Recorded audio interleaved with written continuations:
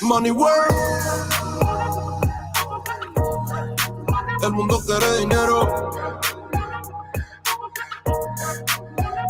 Money work. Se arregla con dinero. Money work. Si me quiero educar, dormir en algún lugar, un lugar para trabajar, y si no hay para emigrar. Todo money, money, todo el dinero. Solo un par de gente se lleva el putín entero. Funny, funny, pasa verdadero. Si tienes lo verde siempre llegará primero. Pero llegaremos antes o después. Solo a lo suyo, que Dios te lo ve. Que por más que tarde lo veré caer. Somos más lo bueno y tenemos fe. El dinero ya lo veré. No vendo mi alma, lo lograré. Seré el más grande, no olvidaré de dónde vengo ni cómo fue. Money work. Yeah. El mundo quiere dinero. Money work. Se arregla con dinero. Money work. Yo digo las cosas como son. No quiero ninguna aceptación. Tampoco vengo a pedir perdón porque mis sentimientos se volvieron la canción. Yeah. No me vale mucho como tú me ves. Sabes, tú me llegas solo a los pies. Para mí ser grande es un interés. Ser un buen humano para mí es un deber. El dinero ya lo veré. No vendo mi alma, lo lograré. Seré el más grande, no olvidaré de dónde vengo ni cómo fue. Money work. Yeah. El mundo quiere dinero. Yeah. Yeah. Money work. Se arregla con dinero. Yeah. Money work. Corazón, de corazón. La plata no te hace ser feliz. Yeah, de corazón, yeah. La plata no te hace ser feliz. Money work. El mundo quiere dinero. Yeah, yeah, yeah, yeah. Money work. Money work. Money work. Money work. Se arregla con dinero. Money work. Looney. Mic check 1, 2. If you can hear me in the chat, put a number 1, please, while we keep the party going. You know, I got to open it up with Asia. Here she goes. Here she goes. And the pot calls the kettle black, calls the kettle burnt, calls her mad. Kettle reminds the pot that we both been burned on the same stove, that the parts of our bodies that are layered in soot were scorched by the same hands. Kettle tells pot that she still boils water, holds the hot breath of a white man's tongue, endures the slow simmer of a white woman's allyship, and still we make something beautiful.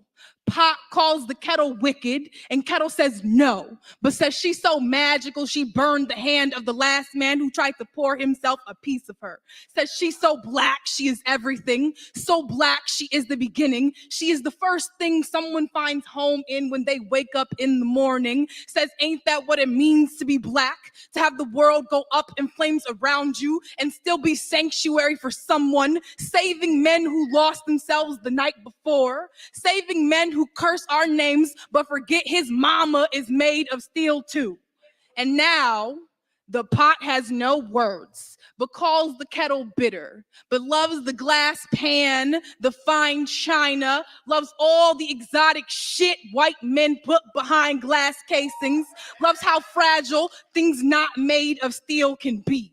But this isn't about the pot or the pan. This is about the kettle, the black woman, how she pours herself across the earth, but no one bats an eye when the water disappears. We give ourselves to men who never love us, but they say we are difficult, too hard to break. How we, the kettle, praise this pot, this man for all the water he holds. How we are the only ones who do not call him monster when the water boils over, because we know this heat, this white flame, hot enough to make any of us explode. We are the first ones to make noise when the world goes up in flames, but they say the earth was saved by the man who heard her scream.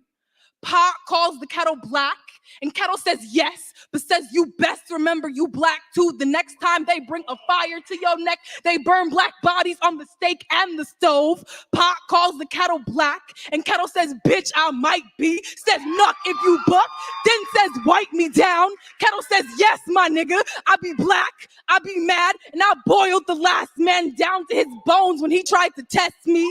Pot calls the kettle black, and kettle says hell yes, but don't say my name as if you ain't ever been burnt too. All right, microphone check 1 2. This is DJ Torch on the 1 and 2. Like to thank everyone for coming in. VM is up in the clouds. Mr. Snoopy's here. We also have Conscious Mind Love in the house. If you're in the house, go ahead and put a 1 in the chat. If you're in the clouds, do what you got to do, because I know you got to do, you got to handle business. You know what I mean? So anyway, I'm going to go ahead and get into reaction mode. Here we go. Hi guys, welcome back to my channel. Happy New Year's. I hope everybody is having a great day. Today is January 1st, Monday, a new week, a new month, a new year. Alhamdulillah. Anyways, in today's video, I wanted to talk about this video that you see right here. Right, this is in Hashim, by the way. Like and subscribe. Let's keep it going. Basically, it's a young man, and he's talking about how he had a young woman he had dealings with that was coming over to his house, and he had asked her to bring him some food, and he said no, and she said she didn't want to pay for his food.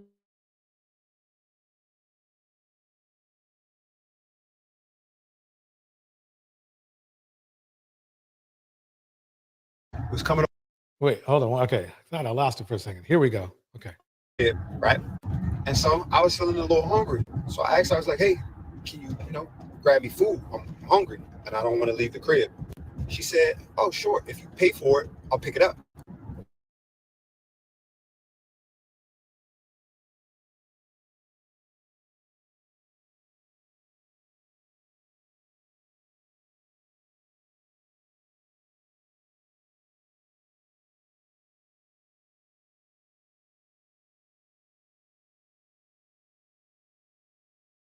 Let me know if you can see that. Okay, now I'll pop back in a bit. StreamYard is tripping right now.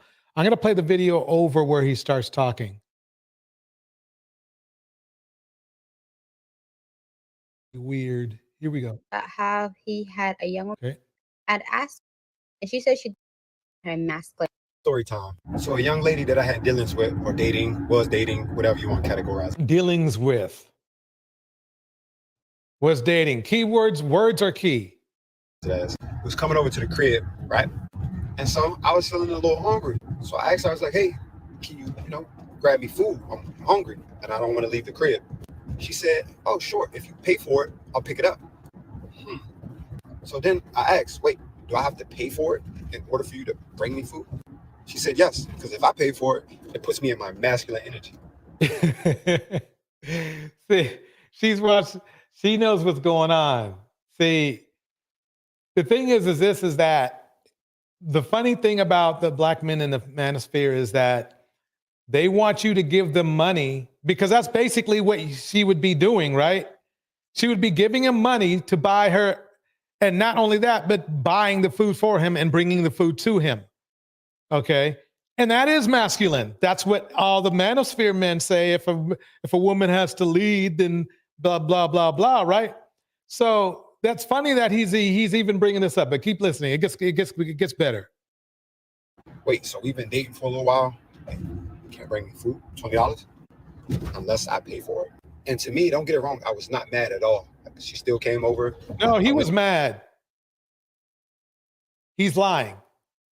He was mad because If he wasn't mad, then he wouldn't even be making this video. It wouldn't have been a big enough deal to even make a video about. He's mad enough that he wants to throw smoke on her, right? Went and got my own food and everything, but it did make me look at her different. Because to me, that's a character flaw. Because if you see, it's a character flaw. There it is. It's a character flaw when you don't allow somebody to take advantage of you. That's the funny part. He could have got up and bought his own food and been in his own masculine energy. But he's like, oh, can you bring me something? Can you bring me something to eat? Oh, and you need to pay for it too. But if you listen to all the others, the rhetoric in the manosphere, dude's supposed to pay for everything, right? At least that's what they say, but obviously that's not true, because then they turn around and give you the light bill theory and then the bus driver theory. You only have the capacity to do something for me on the condition that it's reciprocated, or that like I pay for it. That means he just got caught in his own game.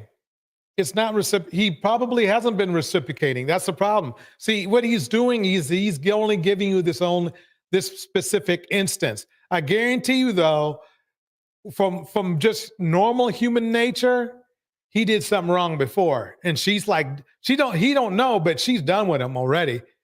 She's already done. She's just like, hey, yeah, come by. Demon is not in your heart. And to me, that doesn't work, because I'm the opposite. I hold those doors for you on those dates because it's in my heart. And a lot of people think that he's actually saying that he actually did these things for her. He didn't say that. He's just saying theoretically that's what he does. He didn't say he really does it. He didn't say he really did it for her. He's just saying, I hope it opened doors for you. This is how somebody is doing what I would call gaslighting. Let's put it that way. In the house, rat girls, and in the house, welcome. And Mr. Snoopy says this: why would he make her leave her place to pick up his food and take to his place, wasting money on food and gas? Exactly. And when you're with me, because it's on my heart. I'll book your plane ticket because it's in my heart. I am not one to keep score. And so now remember now, he's not saying that's what he did for her. That's what he's saying he would do, which we don't know is really true. This just basically how they operate. Let me see what Ina Hashim has to say. Here we go. First of all, I love how he says he doesn't like keeping scores, but yet he's listing up all the things that he does for people. Exactly. I don't keep score, but I'm going to keep score. Exactly, Hashim.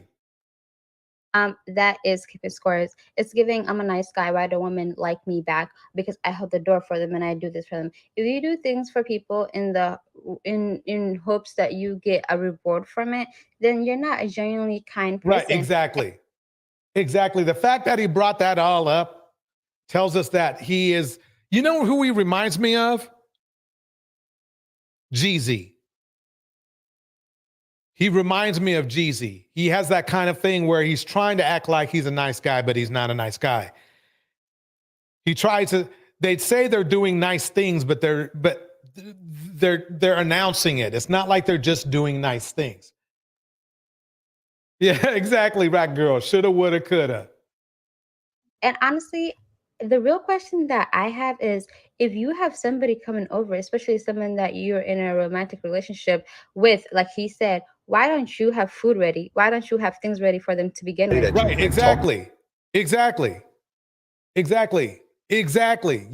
If he's going to be a kind host, he already has the food and everything ready. See, what I believe what's happening is that either she knows what she knew from the get-go, or she knows now that this guy ain't about nothing, and all he's doing is using her. That's what I see. Go reflection in the house. BM breaks it down like this. T-Biz is unfortunately very frequent in Black men. Yep. They cannot function on the same level as other men. So any little thing, a job, a house is seen as a big deal to them. Yep. That is exactly true, VM. That is it's unfortunate, and it's unfortunately true. He's making it sound like, unfortunately, a lot of my brothers, we act like we have more than we do. Let's put it that way. As far as qualities, as far as morals, we just do that. Otherwise, you wouldn't have to announce it like he did.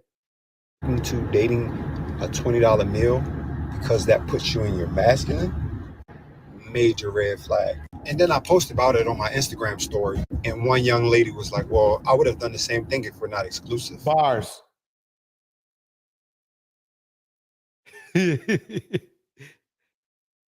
No, well, you know, I understand. I understand, VM. Mistress Newbie, not you, DJ. VM breaks it down like Mistress Newbie breaks it down like this. If she mentioned masculine energy, he must have been using manosphere terminology around her. Bars, exactly. She smelled the BS and switched it back on him. Exactly. Boom. Exactly that. Exactly that. Exclusive? Baby, we're talking about a $20 meal. Yeah. That's $20 out of her pocket. And then you're making her go get it. See, he got caught in his manipulation. You can tell. And you can tell he's got that he's got kind of a narc vibe to him. We know it's coming. We know how you know how we do it in here. You know how we do it.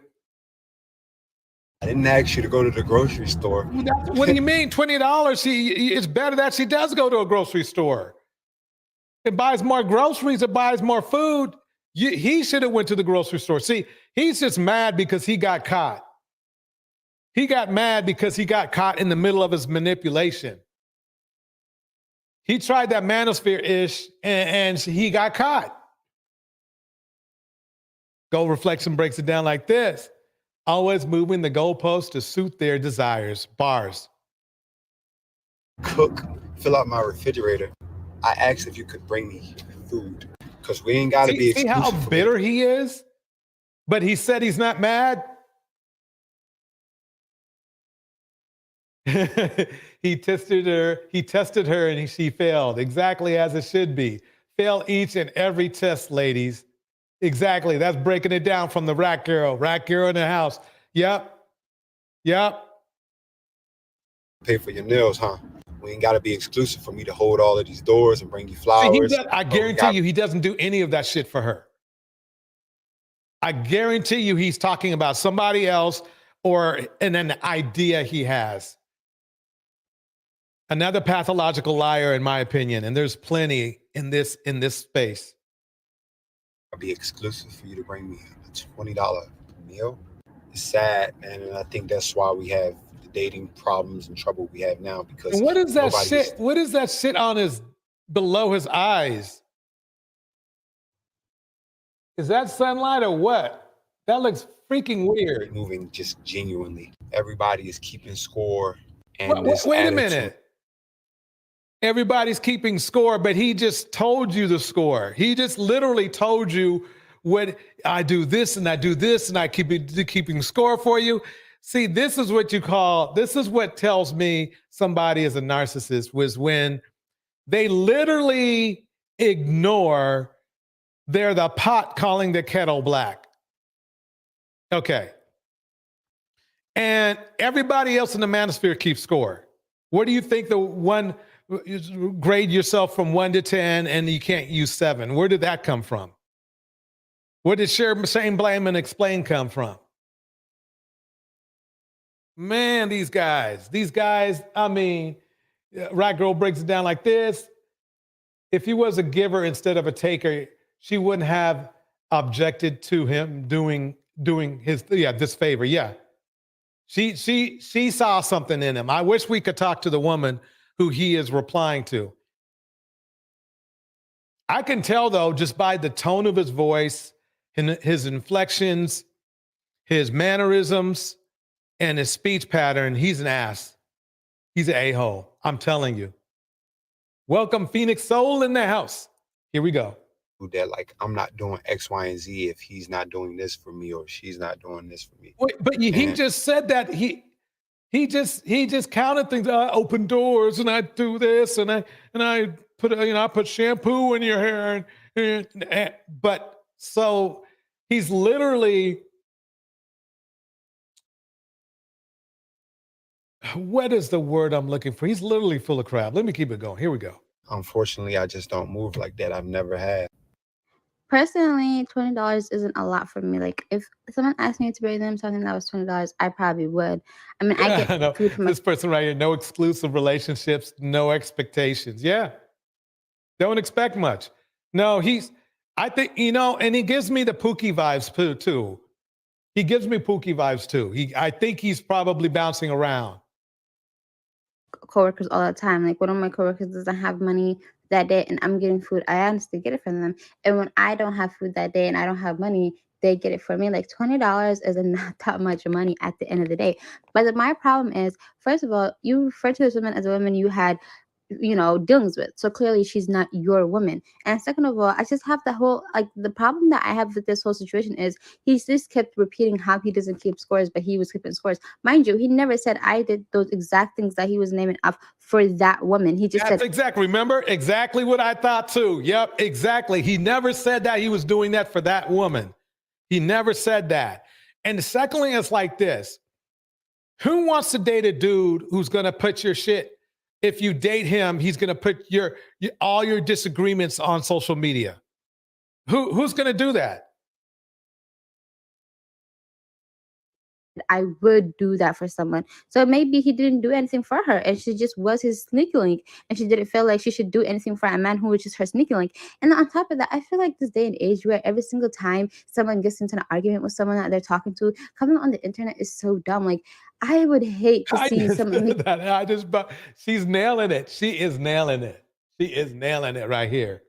A story time about me on the internet. It is like, please, we're grown adults. Let's act like grown adults. I have my own food and everything. I keep seeing all women stitch this video and calling this man all kind of sassy names and oh no, and ladies, this is what you got to be careful and look out for. But here's my thing. He just wanted food. Like, can't you do anything for him? Because this man wants a meal. You're already on the way. Hey, can you stop and grab me something to eat? Why are you asking this man to cash up you money? Like, you don't have it. Why does everything have to come from this man financially? You don't have your own coin? I'm sure. No, wait a minute. Wait a minute now. Okay. Pick me alert. Pick me alert. Yeah, mammy alert. The thing is this. If a man wants to be seen as a leader or a provider, then you lead and provide. Okay, I understand she's in the 50-50 theory right now. Mammy to the rescue. I know that she's on the 50-50 vibe, but the thing is that if it's a sneaky link relationship, which it is, I can tell you right now, you don't owe nobody nothing. And that's understood. That's why it's that kind of situation. If she doesn't want to bring him a meal, she doesn't have to bring him a meal. And the fact that she brought up the fact that she didn't want to be put in her masculine energy, it sounds like to me, he probably did some type of derogatory or not gaslighting, saying how, you women, you be in your masculine energy, blah, blah, blah, blah, and this and that, and you try to lead and this. And she just said, fuck that. It's clear that she ain't feeling dude. If a woman feels a man, she buying food, she will probably ask you if you want anything. Okay, so they're not feeling each other. And again, he already shows his disrespect by the fact that he actually got online to talk about her. That's the weird part. Let's go back to our mammy programming.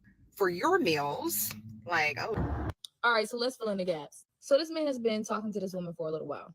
He invited her over to his place, right? But he got a little hungry, so he asked her, can you pick me up something to eat? And so her response was that of what you literally just heard. Okay, so now since you're up to speed, let's get into my thoughts on this situation right here. Honestly, I feel like this generation picks and chooses when they want to apply gender roles. Like there's literally a whole movement dedicated to empower women, and a lot of these women share the same thought. We are strong, independent women that don't need to depend on a man. But I'm gonna keep my mouth closed because I think I might be saying too much. If anything, if we want to talk about masculine and feminine energy, this situation right here would have showed your feminine energy. Like right here is an opportunity for you to show that nurture side. Like you can do that too. Like it's honestly nothing to reciprocate kindness. That's just a basic human thing. See, like me, like if we're dating and you ask me to pick you up something, right? I am literally thrilled that you had the courage to even ask me to get you something because I feel like not a lot of people feel comfortable asking people for things now. Like, what else you need? You want sauce? You want size? Like, you want a milkshake? And see, I just feel like I'm different because the way my parents raised me, like, whenever you're going over anyone's house, you always bring something. Like, No, you don't. No, you don't. Nuh-uh. Especially if it's a relationship, yes. If it's a sneaky link, no. And he's a whole grown human being. The fact he doesn't have anything at the house, what he was trying to do was this. I'm telling you what's going on. It wasn't even just about the $20. It wasn't just about the meal. It was about him establishing a form of control over the woman. I guarantee you that's not the only woman he's sleeping with. So it's not like they have an exclusive situation where they are building on something. He's been using her. She caught on to it, but she still wants some. So she's going over there, but no, she's not going to buy you a meal.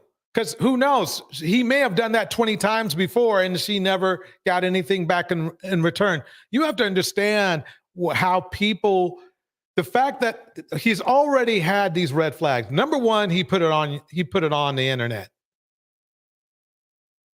If that's a woman that he's continued to, obviously it sounds like to me, it's like this is what happened. He's mad because she's gone. Whether it's just mentally or both mentally and physically, because he said he made it sound like he's not sure whether she's going to be around or not.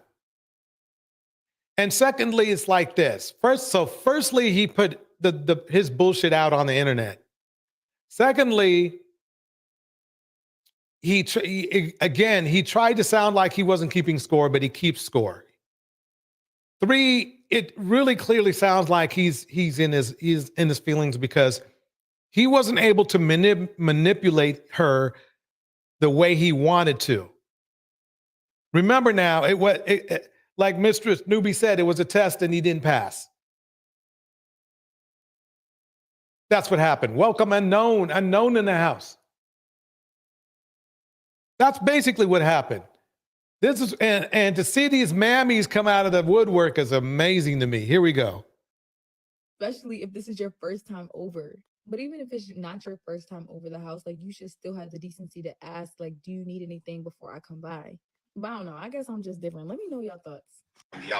Now, to me, this is a prime example, and I feel like this happens a lot, especially in dating, that you are expecting you from other people. Like he said in his video, he said, well, I'm the opposite, right? Because... And he's not the opposite, by the way. He's not. Everything he said, I don't even think he did it for any woman. I think he's just saying it to seem like he's a nice guy. Remember the guy who said that he witnessed the woman getting hit by the brick and he didn't, but he told his story. That's what's going on right now. Rules were reversed. He would have went and picked up the food and he wouldn't have asked her like, oh, well, if you pay for it, I'll go pick it up. But that's what he would do. And you're expecting that from her, but she's not you.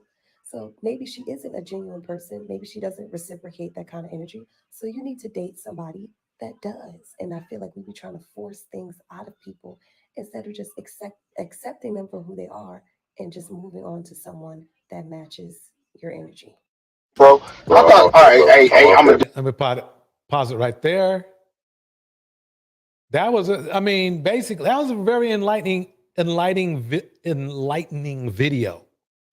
Okay, so listen to this right here. This is, oh, by the way, ladies and gentlemen, welcome to the DV Kings. Here we go. Hey, can I show you? I hit that bitch like this. Fire in the eye. Socked in the eye. Big, swole, purple, can't open. That bitch called a car. A leaked audio recording of Jermell Charlo bragging about how he beat up his girlfriend recently shocked the boxing world. The boxing world has been reacting to Jermell's actions, calling it disgusting. Here's Blue Blood Sports TV's reaction. Disgusted. I'm so disgusted in what I just heard. Yeah, I mean, pause it for 1 second. Back to the guy who was in the car talking about the woman who wouldn't bring him any food. If he did do these things, not only would he have receipts, woman would be out here saying that this was so. Exactly. Yeah, I know. We know he's lying. We know he's lying. You know, here we go.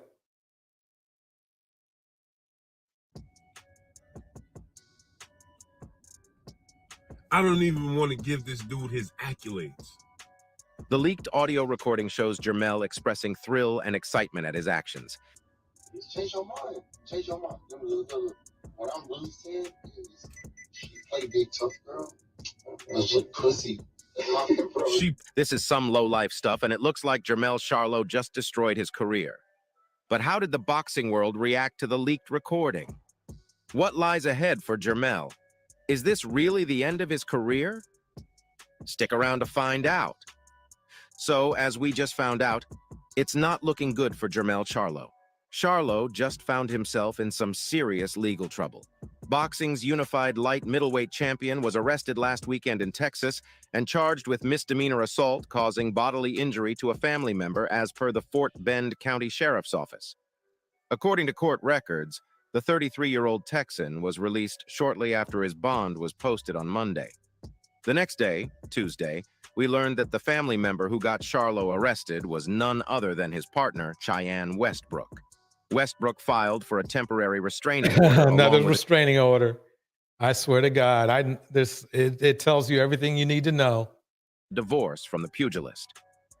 Charlo fights under the Premier Boxing Champions PBC banner. According to ESPN, his promoter hasn't responded to text messages seeking comment yet. Now it looks like things haven't been great between these two for some time. Earlier this year, a video clip of Jermell's baby mama lashing out at him went viral. The video garnered a lot of attention and comments from fans and users. Let me pause that right there. I mean, to brag about hitting a woman is pretty sad and disgusting. That's pretty sad and disgusting, if you ask me. That's real bad. We're going to dive into Tiana's situation. It kind of got, you'll find out. Here we go with Ken Pyre. So it looks like we're back in the group chat when it comes to Tiana Taylor and Iman Shumpert's divorce, because she's accusing him of consistently endangering their children. Basically, let me break it down like this.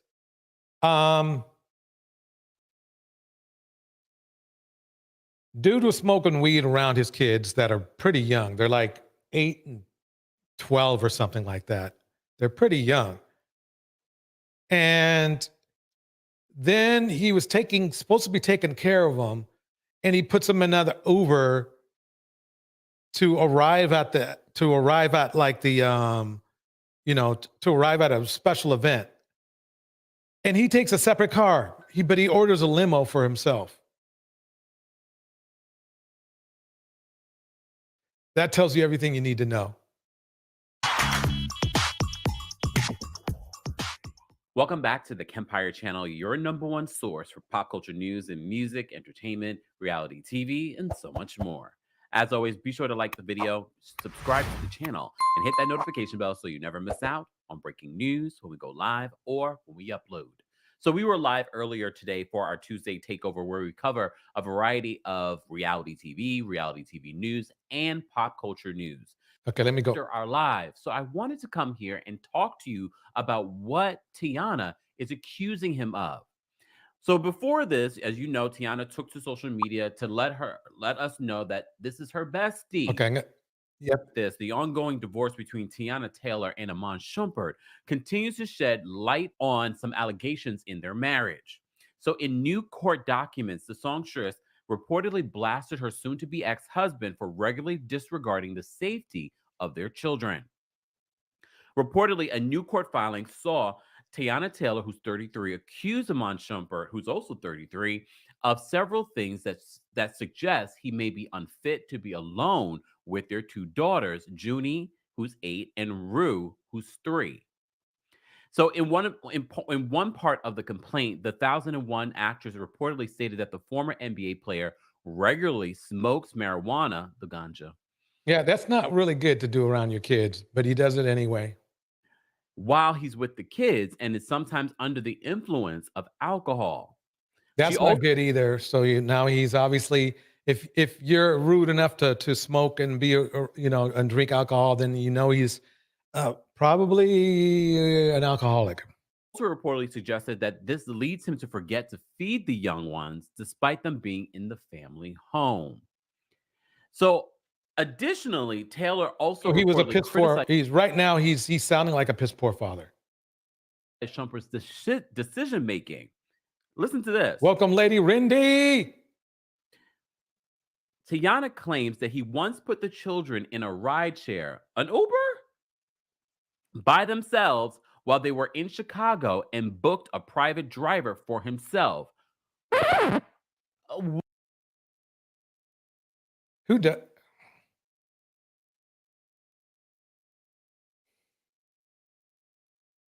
That's a bad look, fellas. That's a bad look. We are bashing our own reputation.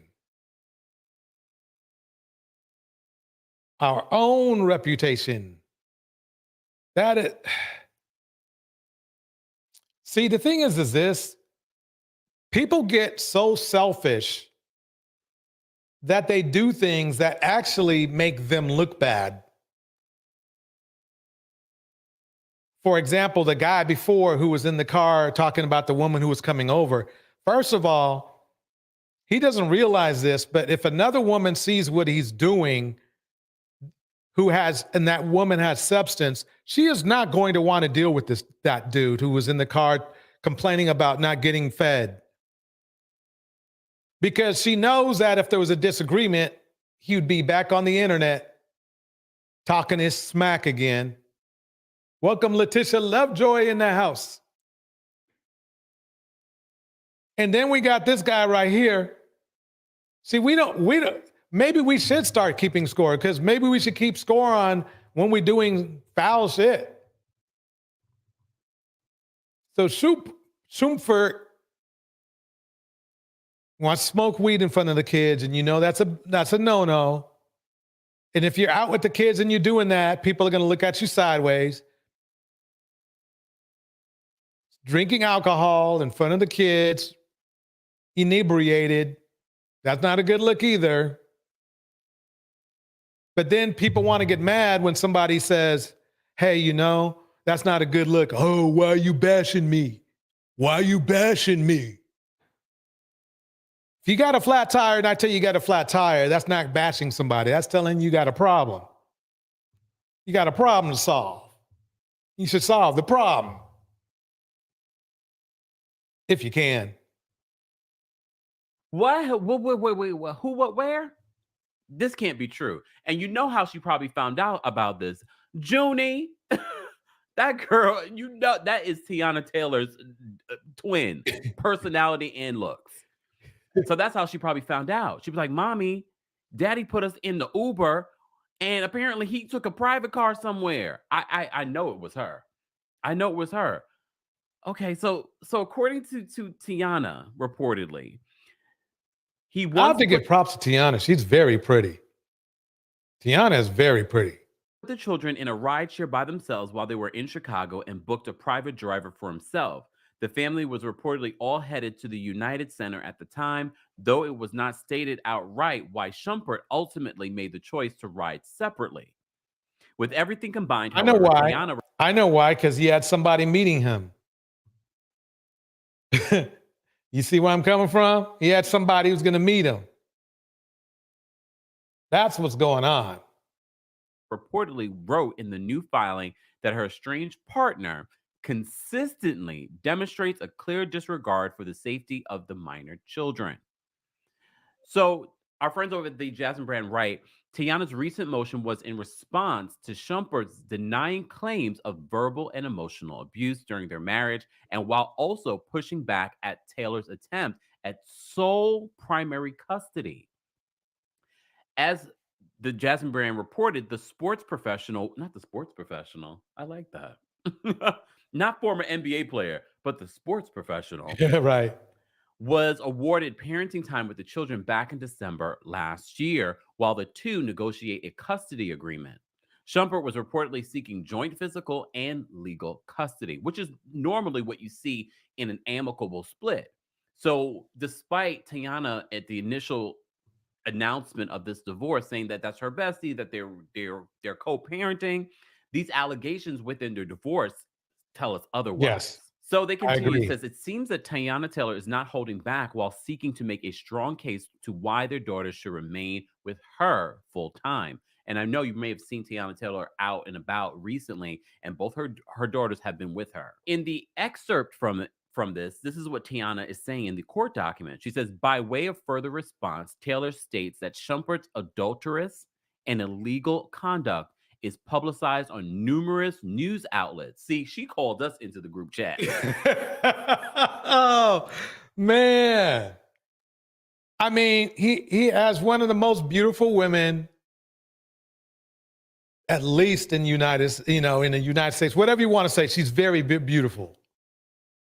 And he still wants to cheat on her. It just tells you the nature of the men in our community. That's what it tells you. It's the nature of our men in the community. Never too much or never enough, never enough, never enough. I mean, but yet they get mad and say, well, I had a hard life when I grew up and everything. Well, go to therapy. Oh, I don't need therapy. That's what they say. And in court documents. Furthermore, Shumpert consistently fails to properly care for the minor children, including but not limited to failing to feed them despite being in the marital residence with the minor children, smoking the ganja. They say smoking marijuana, but I think it's out. All right, sorry. Smoking marijuana and being under the influence while caring for the minor children, and placing the minor children in rideshare in Chicago, which resulted in the minor children being dropped off at the United Center in general population while he utilized the services of a private driver. Shumpert consistently demonstrates. Let me break it down like this. I need to go over this again. I need to make it clear that there's nothing you can do. There is nothing you can do to make these men happy. You can be fit, feminine, friendly, submissive, all of that.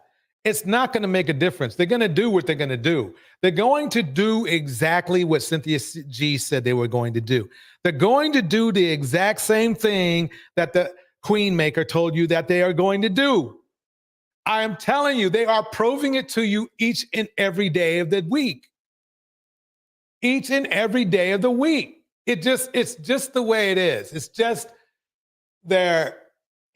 how they're built. It's as Cynthia G put it, their pathology.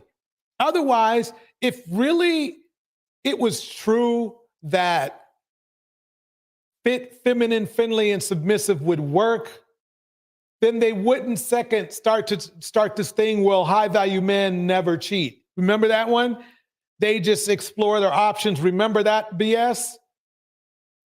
They just explore the options. So basically what they're doing with this whole male movement, this Black manosphere movement is doing, is it's telling the world that basically, generally they're bashing Black men. They don't know they're doing it, but they are. They're bashing Black men, okay, by saying that it's okay for Black men to cheat on Black women if you are a high-value Black man. That's what they're saying.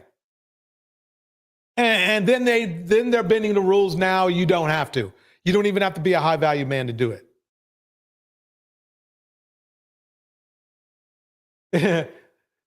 67-year-old stalker says, DJ Torch, everyone is beautiful.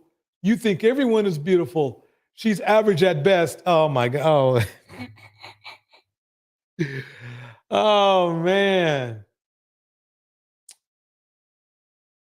Oh. Okay, Kevin Samuels. if you want to think, Tiana Taylor is average at best. That's your option, but I'm not. I live in reality. She's as fine as wine in the summertime to me. So, welcome T. I'm just saying, welcome Enlightened Femmes in the house. Welcome everybody. Okay, let me ask the chat. Let me get this down here. Everybody in the chat, if you think Tiana Taylor is average at best, put a 1. If you disagree, put a 2.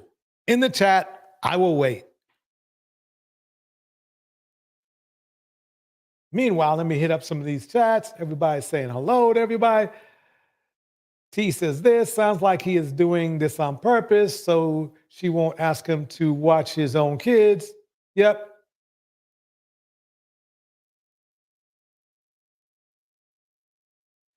Okay, so it appears that everybody in the chat is putting in a number 2.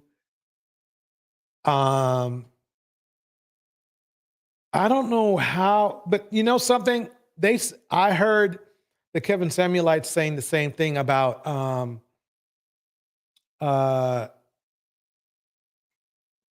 actually every black woman when I think about it. But yeah, they were saying that about God, I can't believe I forgot. Just basically everyone. Hold on one second. Can't believe I forgot her name.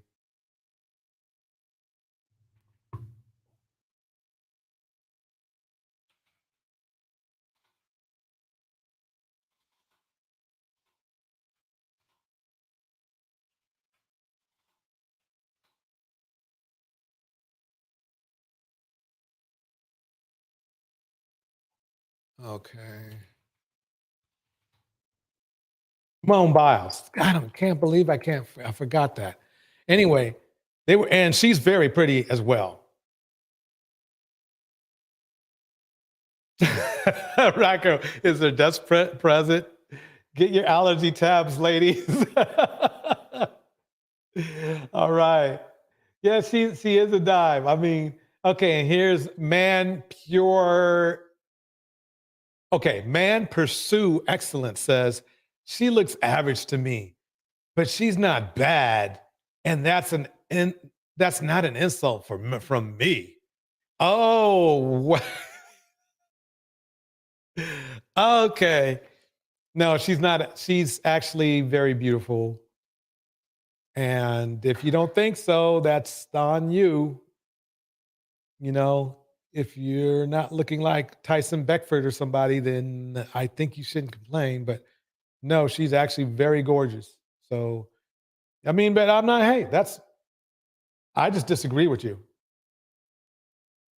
In the Enlightened Femme says this, these are the same dudes who are a -1 themselves.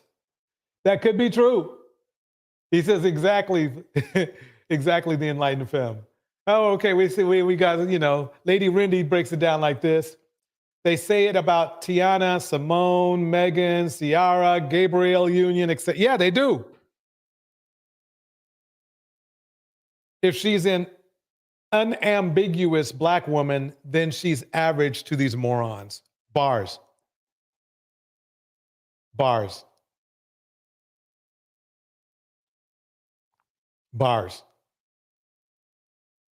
But it's okay. I mean, it's not really okay, but if you guys are going to think like that, I'm not going to sit here and browbeat you, not like they do over in the Manosphere channels, when they be browbeating women. Their disregard for their safety of the minor children. See, for me, that's the most damning claim. And the fact that what they're pointing out is that they were in danger. These are public children. We know who these children are. They're being dropped off in a place where they could have been at risk of harm. And especially in this day and age of, human, trafficking. And He doesn't care. A father who loves his kids does not put them in a separate card. Okay, he just doesn't do that. So to a lot of men, kids are a byproduct. He did it for control. He had kids with Tiana for control of Tiana. And Tiana unfortunately found that out later. That's what went down. So let's go to our favorite Superman. Here we go, folks. If we are heading now to Las Vegas, where the man who assaulted a judge made another court appearance this morning, this time answering for that attack. You've seen the video. It went viral last week, showing Deobra Redden vaulting over the bench of Judge Mary Kay Holthus and then attacking her while she was sentencing him. It took several people to subdue the flying felon, and he's now facing 15 new charges. But before the flying felon. What a good luck for us black men. I would like the men pursue excellence, and anybody else, I'd like to get your reasoning on this, on the flying felon, because basically, he follows a lot of the same ideologies that the manosphere does. So, break it down to me. Break it down to me right now. What do you think about the flying felon? What are your thoughts? What do you think should happen with the flying felon, man pursue excellence, and any other male in the chat or in the clouds? You can come down. Come on down. Come on down. I'm going to fast forward it because we've already seen what happened. Basically, he had to walk in and doesn't this is the question I have to ask to all the men in the chat or in the clouds. Doesn't this kind of behavior from one black man, especially in court, start to chip away at our reputation? Doesn't Imam Shumfert's behavior chip away at our, reputation? So if we want to be seen as respectable black men or respectable men in general, wouldn't we want to focus on this first?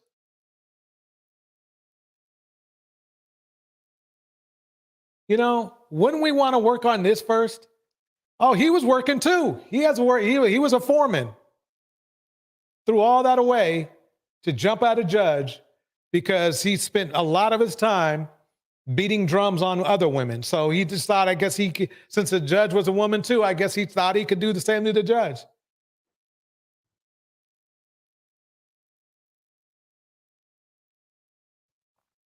I never pay attention to men like the flying felon. Okay.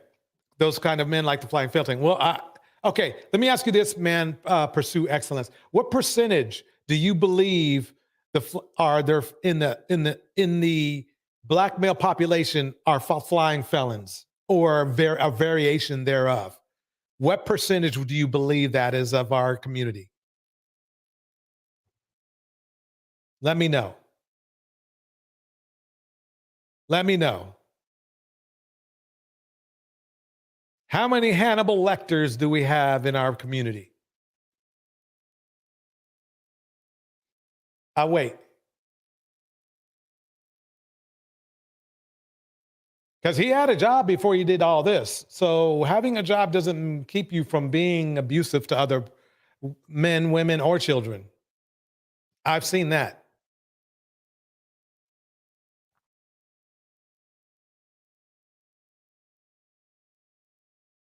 Dang, I'm not getting any answers. They went quiet. Well, he did say he's at work. I'm going to give him a break and say, okay, man, pursue excellence is at work, so he can't answer right now. I understand that. I respect that too. So Let me fast forward to what, because we really didn't go over it that much because we had such a packed show with all the comedians last night. So let's listen to what his sister says.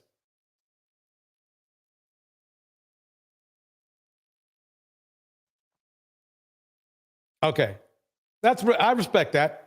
I respect that. I don't know I don't know the flying felon situation as well as you. I just noticed him flying over the bench. Yeah, I mean, I understand. I respect that. But I was just asking you of that type of what you guys in the, I'm not saying you're from the manosphere, but let's say the Pookie types of men, what percentage do you believe of that is that the men in our community? I guess that's what I'm asking, because obviously this guy's a Pookie here on steroids, but still a Pookie. So that's what I was asking.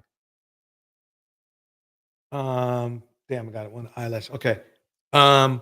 Mistress Newbie says this: the security around the flying felon were looking at him like, breathe wrong, and we will put you down. They were definitely looking at him like that. So let's hear from his sister. Here we go. I want to play some of that sound so we can get an understanding of what may be something that comes up through his defense.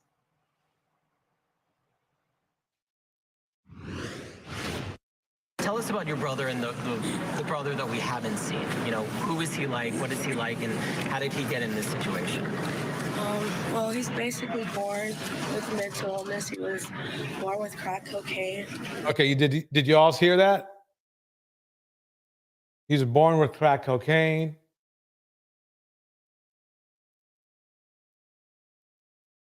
Yeah, VM is talking about Tiana Taylor. She looks like a model and her body is out of this world. It is on point. It is her waist is about like that big. Her waist, it's tiny. How jeans. Okay, back to this young lady right here. So let's hear it one more time. Tell us about your brother and the brother that we haven't seen. You know, who is he like? What is he like? And how did he get in this situation? Well, he's basically born with mental illness. He was born with born with mental illness. Crack cocaine. Born with crack cocaine. Okay. In his system. In his system. His chance in life was taken at birth. His chance at life was taken at birth. That sounds very interesting. It sounds like something a man would say. Let me keep it going. Inside, he's a good person. He's just not had the opportunity in life to be. He's a good person. Okay.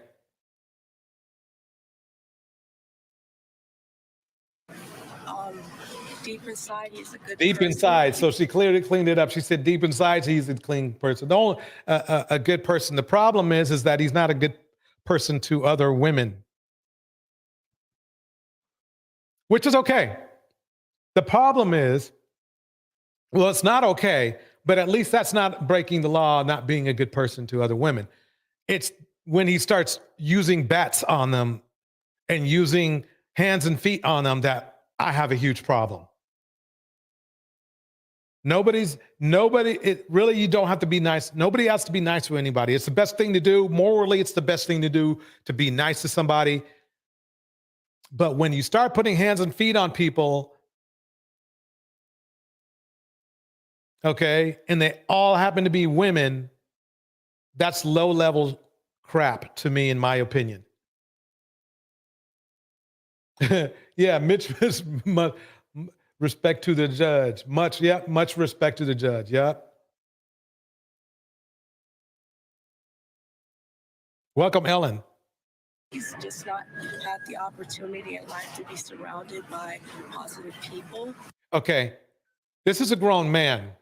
And I think I stated this yesterday, but a grown man can go anywhere. You can put yourself around positive people if you want to be around positive people. He didn't want to be.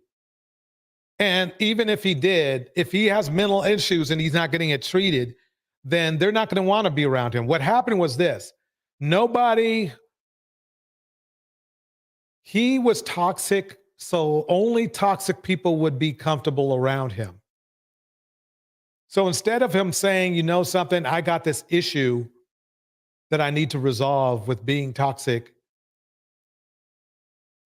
he decided to continue to be toxic. Nobody forced him to pick up a bat and start beating on people with a bat. Nobody made him do that. Okay? Nobody made him stack up DV charges. He did that all by himself. Okay? So I understand this is his sister, so she's supposed to defend him. So I respect her for that. But we're not going for it. We are not going for it. Not one bit. Yeah, Lady Randy, you broke it down. No, he's not. He may have some good intentions, but he is not a good person. Correct. It's so exhausting to hear Black women relatives put this cape on for not good brothers and cousins. It needs to stop. Yeah, because what they're doing is that they're protecting these men enough that they get sent back out into the public to damage more women. That's the problem I have. Yeah, this is, Ellen, you're correct. This is the Jumper's sister. I heard on another channel, I forgot, I got it, that he might have been adopted, but I don't know how that works. Mr. Snoopy breaks it down like this. I would never have my brother's back if he assaults a woman. He can rot in prison for all I care. Bars. Do you think that this will, essentially him being sentenced, will undo all the work that he's done to repair his mental state? No, definitely not. Yeah. Wait a minute. Let me hear that one more time. Do you think that this will, essentially him being sentenced, will undo all the work that he's done to repair his mental state? No. He hasn't repaired his mental state. I don't think he's done any. I would like to see how much work he's done, because it doesn't seem like he's done a whole lot. Definitely not. It's only going to put him in a worse state of mind because the system has failed him, and that's how he feels. That's how he feels. That Quite honestly, if it comes down to the system failing this one man or all the women he abused, I'd rather them fail the system for this one man.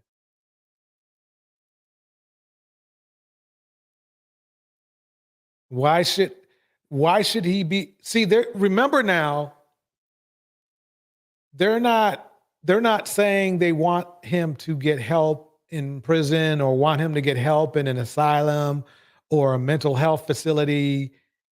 They're thinking that he should be out on the street.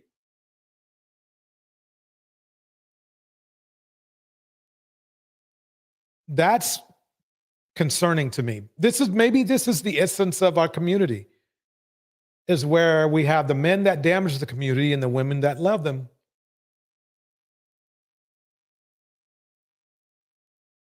You know, I don't blame. I mean, you're supposed to fight for your siblings, but there's a point where you have to tell your sibling, look, maybe this is the best place for you for a while. Let's say he goes to prison for 5 years. He'll need each and every day to repair himself before being unleashed back out on the community.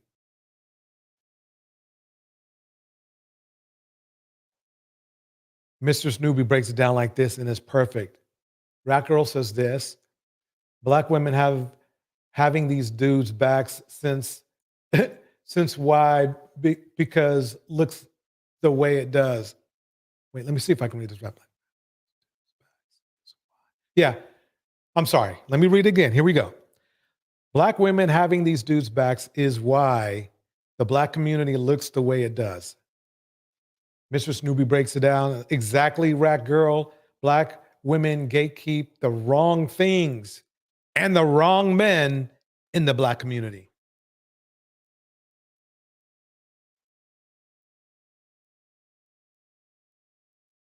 Here we go. Since the system fails him, so he's going to come out with that mentality and go forward in life, knowing that he has pleaded everything that he can, and being in a better place is different for us all. If he can be in a better place for a month, 30 days, for him, that's a lot. Wendy Patrick, you're still with us. Your reaction to... Here we go, one more Us time. all. If he can be in a better place for a month, 30 days, for him, that's a lot. Well, she doesn't even want him in jail for 30 days.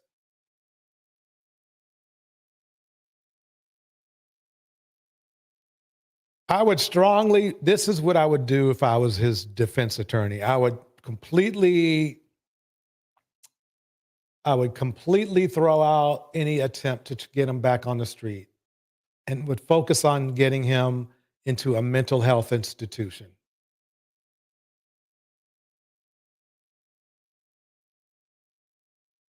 That's what I would do. But he doesn't go back on the street like that. Lady Wendy breaks it down like this. Mental health institution. And I don't mean like that outpatient bullshit either. I mean like you can't get out. Like it's a prison, but just with more therapeutic help. Let's just put it that way. In fact, I think the prisons should have like a mental health institution actually literally built into it. Because the Black community has a right to operate in peace and safety itself. And this is not it. Letting these kind of guys out doesn't help. Lady Wendy breaks it down like this. This is the typical coddling from Black women. It's everyone else's fault for not seeing the good person delusion they see. Exactly. What they don't understand is they are excusing abuse. Exactly. Excusing and enabling abuse. Welcome, Bridget. Yeah.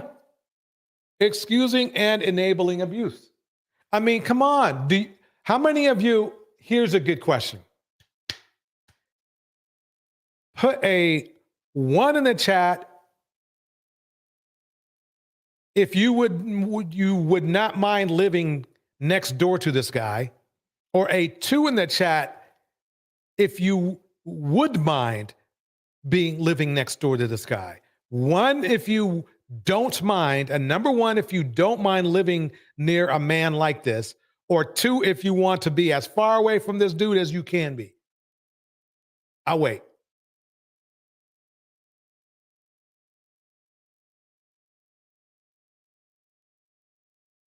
Mr. Snoopy breaks it down like this. I remember when my cousins tried to put hands on his girlfriend in front of me, to which I objected. He turned towards me like he wanted to put hands on me, and I pulled a knife on him. I hear that. Rage, it's, man. All right, the 2s have it. The Rat Girl says this. They know what they're doing. Misery loves company. You know that he has terrorized them. Yeah, you know something?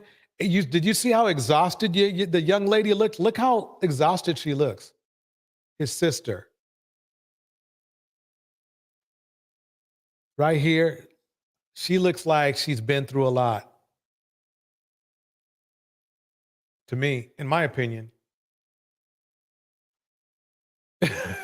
Too, not the way yeah. Has pleaded everything that he can, and being in a better place is different for us all. If he can be in a better place for a month, 30 days, for him, that's a lot. Wendy Patrick, you're still with us. Your reaction to the family's reaction to this sentencing and this trial, but also the question about whether or not a lot of people have had he'll get better help behind bars than he would have as a free person. It depends what they do behind bars. It really does. He needs therapy 3 times a week, and sometimes on Sundays. He's got a long way to go. He'll need all 19 months of his incarceration of therapy. It should be like when he wakes up in the morning, he goes to his therapist. At the evening, he goes to his therapist. That's how much work he has to do. If everything his sister said is true, he's got a long way to go. I don't want him around. I wouldn't want him around me. It's crazy. You know, it's always awkward talking to family members who love the perpetrator, who love the defendant. And it's awkward for the family members to try to find something to say that doesn't downplay the seriousness of the crime, but also maybe is said with a sort of an edge towards looking for ways in which somebody can be rehabilitated. I've practiced law long enough to know that not everybody can be rehabilitated. But having said that, it doesn't mean we don't try. Well, but they tried. That's the problem. They tried it. Apparently, that was his argument. That was his argument with the courts, with the before he jumped over, the table to beat up the judge, was that they were trying to rehabilitate him, and that they were trying to make a point that he had been to a point rehabilitated, because that was their argument to keep him on the street. And his actions spoke louder than words. Obviously, he wasn't ready. He wasn't ready. And it's going to be interesting to see what he gets for the judge incident. I believe they are not going to be super hard on him for the reason of not looking mean. They're going to give him basically, unfortunately, it's weird how this works out, how you can beat the living heck out of a judge and get lenient work. But I believe that's how it's going to work out, because they don't want to look like, if they give him 10 years, people are going to go, oh, wow, that was so terrible. See, that's why he jumped over the bench. You see what I'm saying? So they're going to give him probably something like the median amount that they could for all the charges or something like that. And there's going to be like a long, lengthy post-court appearance on explaining why he got that much time. Ironically, in a twisted way, this is going to show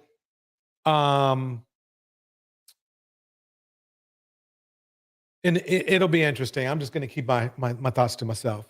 But it's going to be interesting. To me, right now, they've been extremely fair to him. But you have to understand, people, you need to make a decision where you want the courts to be more fair towards the community, or more fair to the, or lenient to the perpetrator.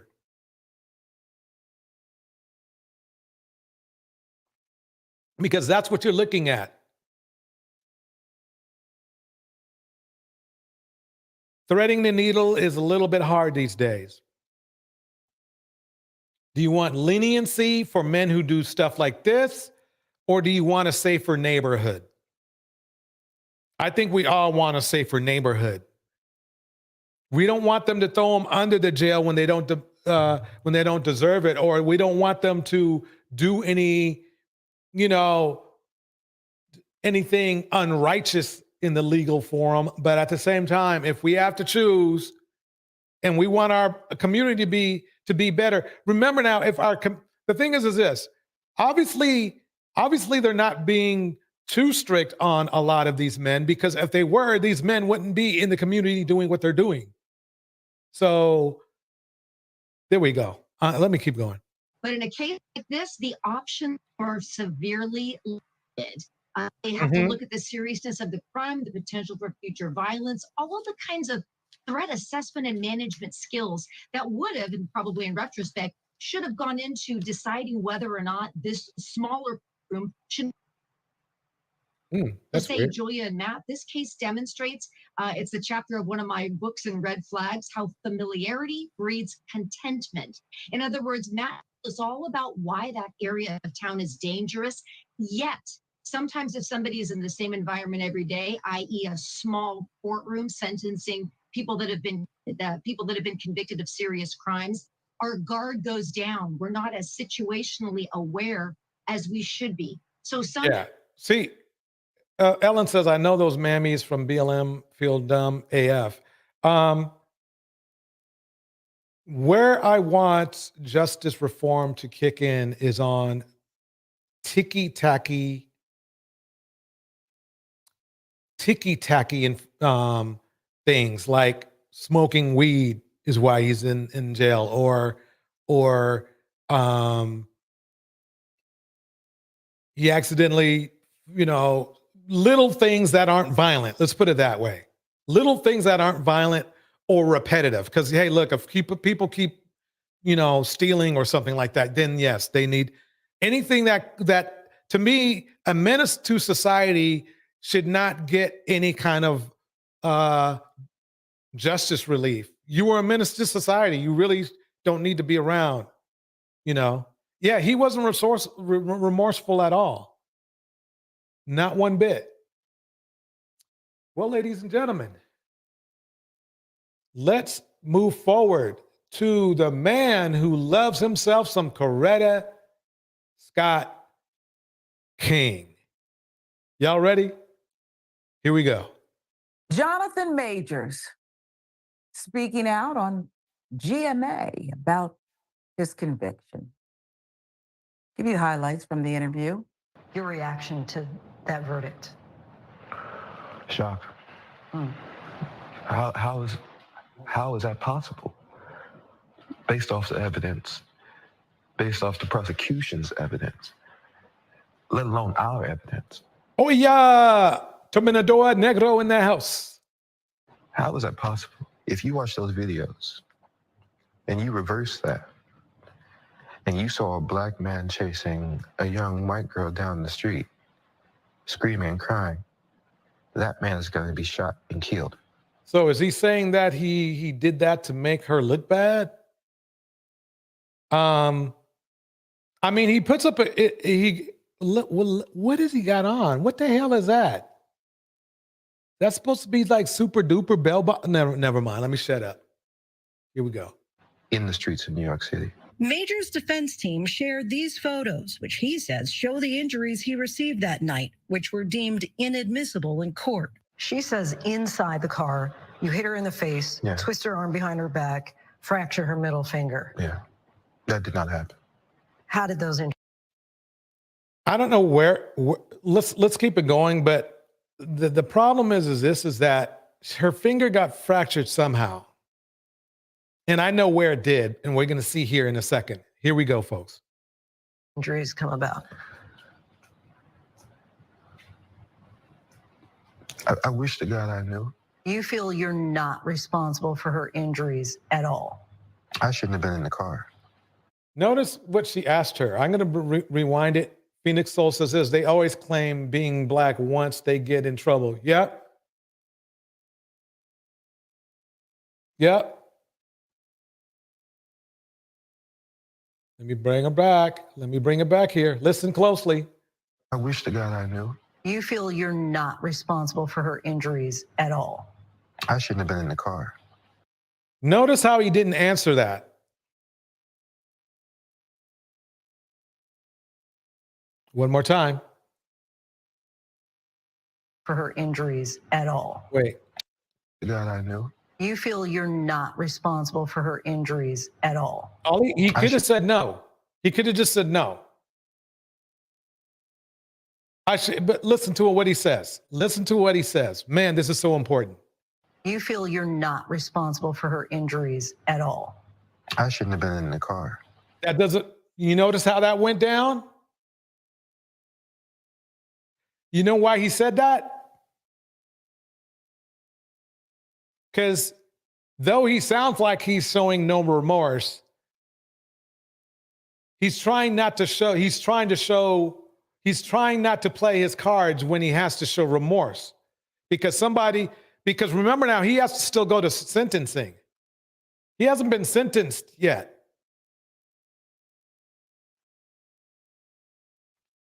I don't think he'll get jail time, to be honest with you, but he's still going for sentencing. He can appeal, but he still has to go for sentencing. So what's going to happen is that if he seems like he has absolutely no remorse and doesn't take any responsibility, then his sentencing is going to be harder. Why CBS put him on, I don't know. I wish to God I knew.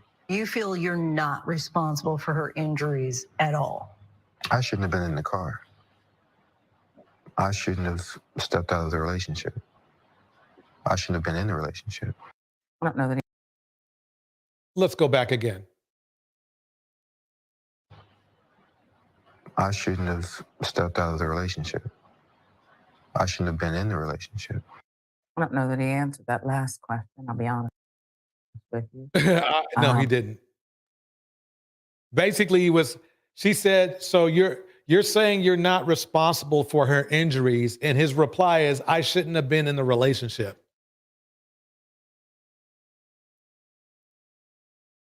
That's his answer. Lady Rennie breaks it down like this. Phoenix, that relationship is as phony as a $60 bill. This is black image cleanup at its best. Yep. Same thing. Remember Jeezy? Yep.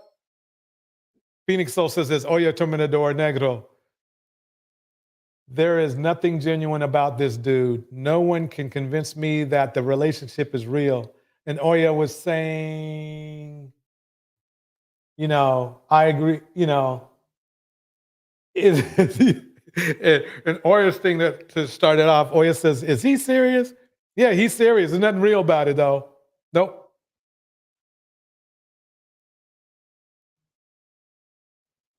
Exactly. Bridget, it was fine being in the relationship prior. Yep. But Majors did say a lot, if you will. He was asked about comparing his love interest to Coretta Scott King and former First Lady Michelle Obama. People were saying, well, why was he telling this woman to be like Coretta Scott King and Michelle Obama? It was me trying to give an analogy of what it is I'm aspiring to be. So what he's saying is that he should be seen as Martin Luther King. I figured this out earlier today. That's what he's saying. He's saying that he's so great that women should see him as Martin Luther King. It hit me this morning when I was talking to one of my producers.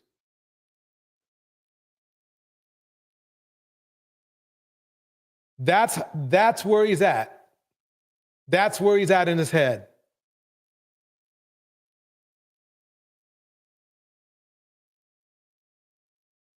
I think he made things worse for himself. I think he would have been better off apologizing and saying that,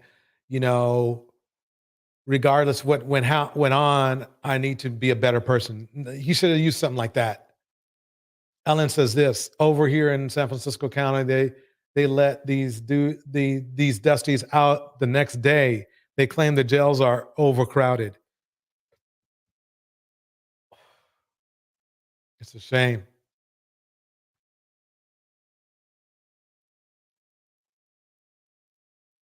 The rat girl. He liked MLK. He's a self-hating with addiction. I have to make sure I keep this one. But we get it. Let me keep it up there just so everybody can read it, because I'll put it up on the screen, but I can't say it because, YouTube and all. Self-hating, self-hating same black man with a snow addiction. Snow bee addiction. Yeah, there we go. Yeah. He really needs to keep Coretta's name out of his mouth. Bars. It's so disrespectful to who she is as a person. Exactly. No, he thinks he's earned that. Career-wise, he kind of was on his way, but he's not a nice person. That's the only problem.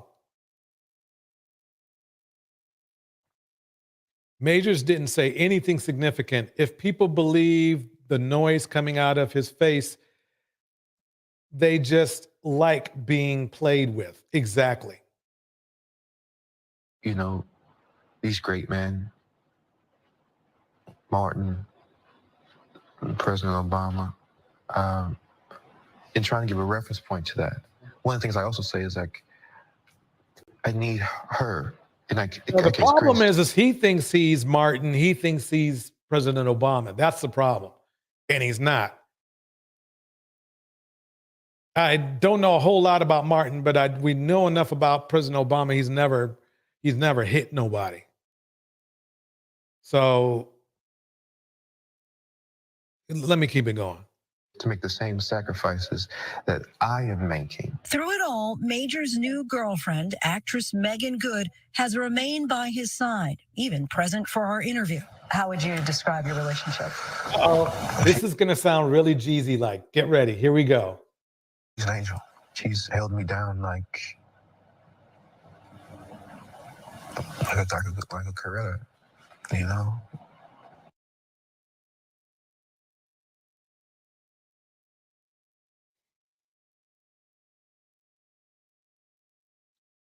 Remember that Jeezy saying when a black man is at his lowest is when he needs a black woman the most, or something like that?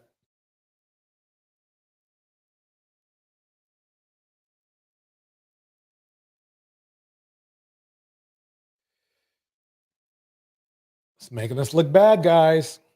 Making us look bad. This is not a good look. Not a good look at all. I'm so blessed to have her.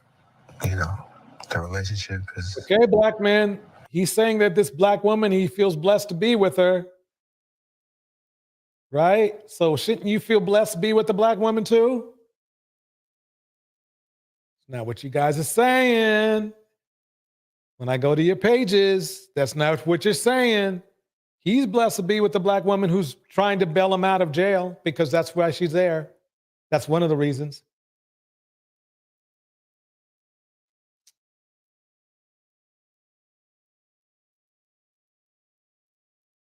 Ellen, oh Lord.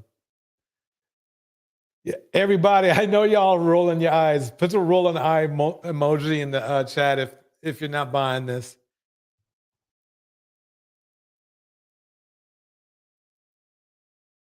Bridget says this. He probably bombed her so she can stay. Oh, bars. Exactly that. Man pursue excellence. Thank you for coming back. Good seeing you. Hope your job is going well. He thinks he's on the level of MLK and Obama because he's a famous for being an actor. Exactly. At least we could agree on that there's something weird about that, right? I mean, yeah.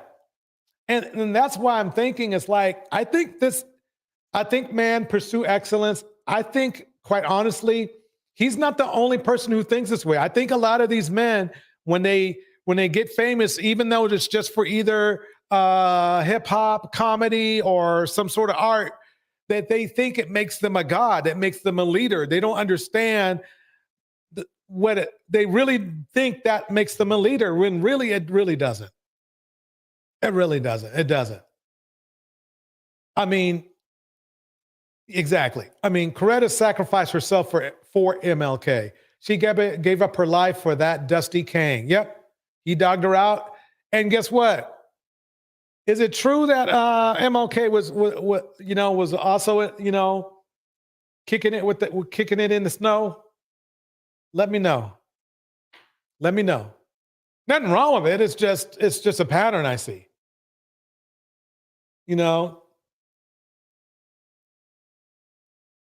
What is the thing with Coretta Scott King's? Does he have a sexual fantasy about her? No, he just he thinks he's MLK, Ellen. That's what's going on. He thinks he's MLK. That's what's going down. Let me drop the link just in case somebody wants to come up for a minute. Here we go. Link is dropped. Let's get back into the mix. Here we go. Still fresh, but you know, I think I found her. Oh, I found her right after. I found her right after I, got charged. I wonder if she's the person that he was cheating on the woman with, or was that somebody else? I would really like to know, because this started all over, infidelity. That's where it started. Phoenix Soul breaks it down like this. He says he says something very significant here. Notice that he said the relationship, not our relationship. Let me play it back. Dang, you caught that. Let me go back on that. Still fresh, but you know, I think I found her. Okay, let me go back further. Look like a Coretta, you know. Go back. Relationship. Well, she's an angel. She's. Through it all, Major's new girlfriend, actress Megan Good, has remained by his side, even present for our interview. How would you describe your relationship? Well, she's an angel. She's held me down like a Coretta, you know. I'm so blessed to have her. You know, the relationship is still fresh, but you know. There it is. It is Mr. Snoopy. I think I found her. I'm going to ask you again to leave Coretta Scott King alone. Do not keep bringing her up. It's January. That's reason enough. Bridget Mouton breaks it down like this. Then, when the public loves him again, he will be back with WWs again. I need you to stop. And I would, the King family has lawyers and things that I'm not suggesting that anybody gets sued, but we'll get back to the things that he said other than this, but I need you to stop on behalf of it. Well, just stop it. Majors comparing Megan Good to Coretta Scott King in the lead up to MLK Day would draw the ire of social media. Who are the PR people who prepare these people for these sit-down interviews? Letitia Lovejoy broke it down like this. Nate Parker, who went through a very similar thing, went back to a Caucasian lady after his aftermath and married and had children. They never learn. Bars. I wonder if it's okay to say white on YouTube. I'm just trying to make sure there's extra clean. Here we go. Online would use various meme reactions. There's Nene. Brittany Williams says, Coretta Scott King looking down from heaven this morning like, now why am I in it? And I had the same reaction. And that sounds like Nene. She'd be right. Juju offer the Black community every time Jonathan Majors brings up Coretta Scott King's name. Yeah. Seen from Do the Right Thing, right? Yeah. Lady Rendy, she was fresh off the divorce and was approached to clean up his image and present him as a loving Black man. Bars. That's exactly what's going on. Phoenix Soul, man pursue excellence. You got a point. I think he was so good at those roles because they're not far from his personality. That's a good point. Excellent point. Yeah.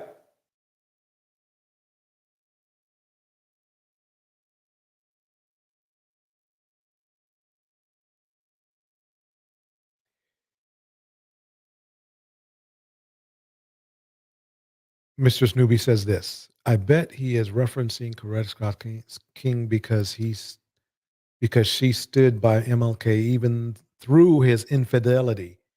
So women should put up with men's BS while making sure their man's image looks good. Bars. Straight up bars. Bars. Let me keep going here. The chat is popping once again. Here we go. Oh, you gotta stop.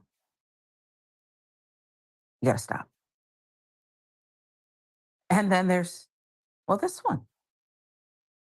Jonathan Majors, Megan Good helped me down like Coretta Scott King, Dr. Martin Luther King Jr. I was gonna mention Dr. King, but I decided against it. But you see that, yeah, you remember what Will said? That was ill-advised.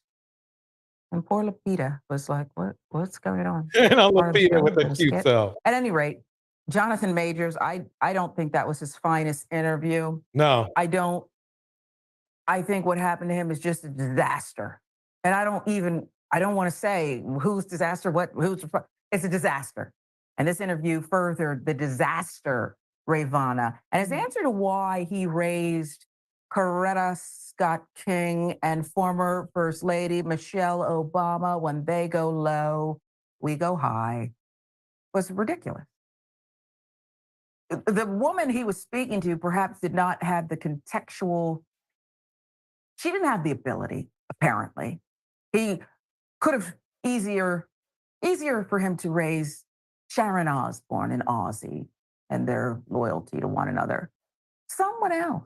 But this is offensive. And I think if he intended to get something out of this interview to restore his public image in some way or begin to repair it, it was obstructed by, we can't stop talking about Coretta and Michelle and why he's mentioning them. It was a very bizarre mess of an interview. Phoenix Soul breaks it down like this. Letitia Lovejoy, at this point, it's Black women that never learn. They come running back because they have to garner support from the upholders of capitalism. Ellen Ripley says this, how is he in any way, shape, or form comparing himself to a Nobel Peace Prize winner like MLK? Yeah, exactly. I mean, he hasn't got his butt whooped, marching. He was a philanderer, but he did get his butt whipped, and that didn't happen with John. Bridget Mouton breaks it down like this: they say he's a great actor, so like Denzel played that part in Training Day, you have to give it to these guys for a job well done. He is. He's a good actor, even though I believe Denzel is better, but. He's a good actor, but that's it. Other than that, believe it or not, though, I do believe if he truly puts effort into it, he can be a better person. Believe it or not, I do not want to see him go to jail or prison.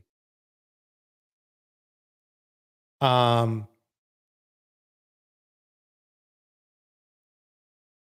I need to see him do some work. If you know what I mean. I needed to see him do some work. I looked at everything that he did. I don't know what other things are hidden. I don't know of any other things that are hidden as far as like in his past. But from what I'm seeing right now, even with the black tax, I don't see him going to prison.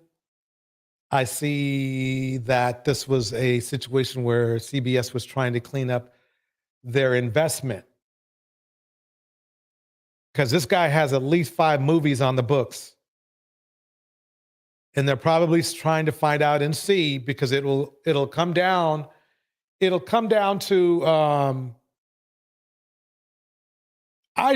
this is going to sound weird, but I truly believe that what CBS is doing, who is owned by Disney, by the way, is they're trying to find out, they're putting flyers out there to see if his value has dropped too much to save him. Because let me guarantee you this.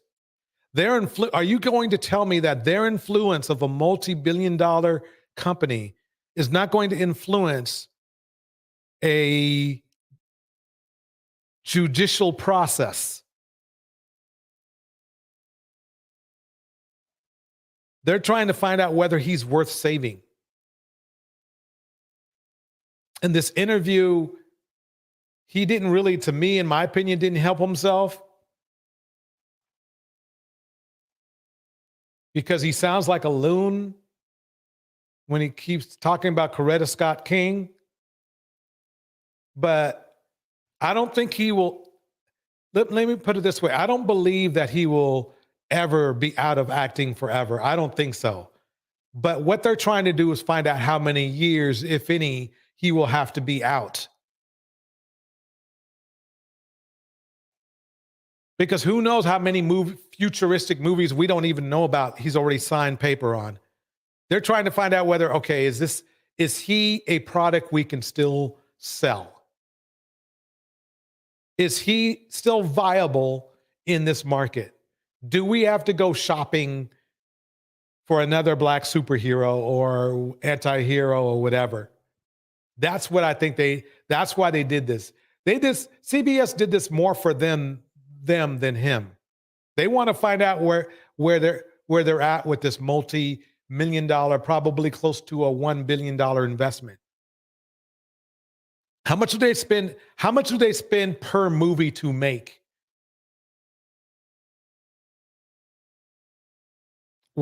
At least 200 mil, right? Per movie?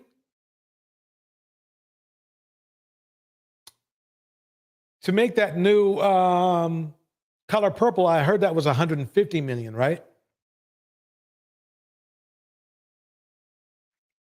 Think about these movies. 2 million a pop, and he's in at least 5 of them. How much does that make? $1 billion. He ain't gonna get $1 billion in his bank account, but that's what they're looking at.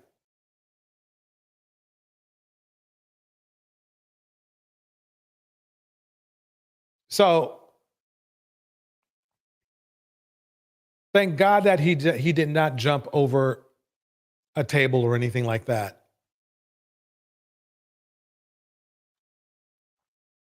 And I wouldn't be surprised if in the background, Disney is trying to find out his ex-girlfriends, everybody who they think could even remotely possibly testify in his, for when he gets charged, when he gets his sentencing. Oh yeah. Who knows? They might have. You're talking about $1 billion. You think they're gonna look into it. Yeah, he's black, but at the same time, they've already, how many people he is responsible for? And he didn't think about this. And this is what I was talking about before. See, we need to keep our reputation. Black men, we need to work on our reputation, man. We can't be doing dumb stuff like this. It's bad. Let's say you don't believe that he should have been charged at all. It still looked dumb AF. It still looked weird AF. It looks creepy AF. So I truly believe that it's in a situation where we're talking about, they're thinking, is this guy worth saving? Should we let him back in? Can we get enough people to think that he's okay and make our money? Yeah, we're going to take a hit. But are we going to still break even on these movies that we made, that we already have in the can, already signed millions of dollars to?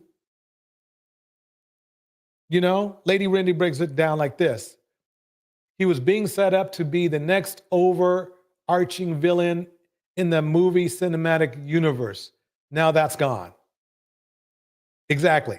And they're trying to find out whether it is that. I really believe that they're trying to find out whether they can bring it back, because they probably did this.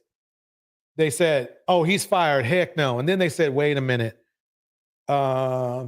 We got some people that don't want to pull out of this contract, their contracts. We can't pull out of our contracts. Okay, shoot. We're going to take a dump on this movie, but hey, can we break even if he does it? That's probably what they're thinking.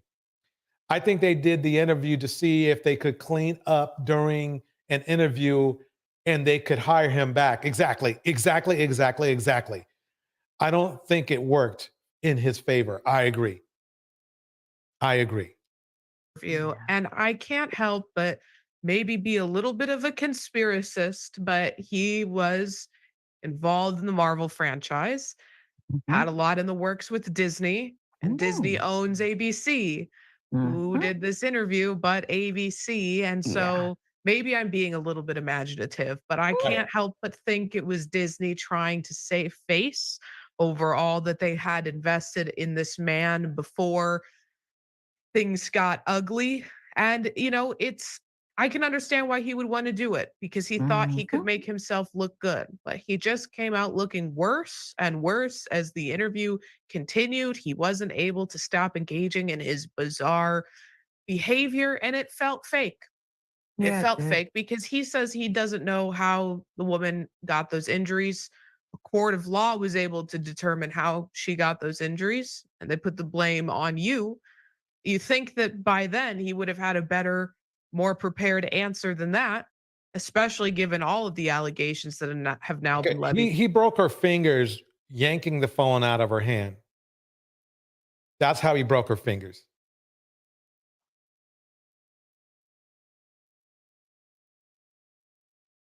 He may not, and quite honestly, I'm not saying he's lying about not being clear on what he did, but he knows. They told him that he broke.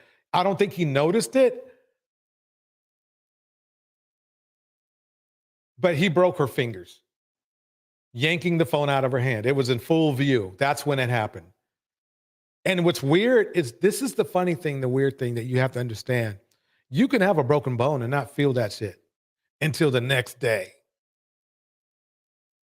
I remember when I broke my toe fly fishing, didn't hurt the first day, not a bit. The next day I could not walk. Could not walk. So I know their defense was, well, look, she's holding the phone. Oh, look, she's holding her hand, and she went to a nightclub, and that doesn't mean anything. You can have a broken. I don't think it was seriously broken, but it was probably fractured at least. And that's what they're calling a fracture is a break.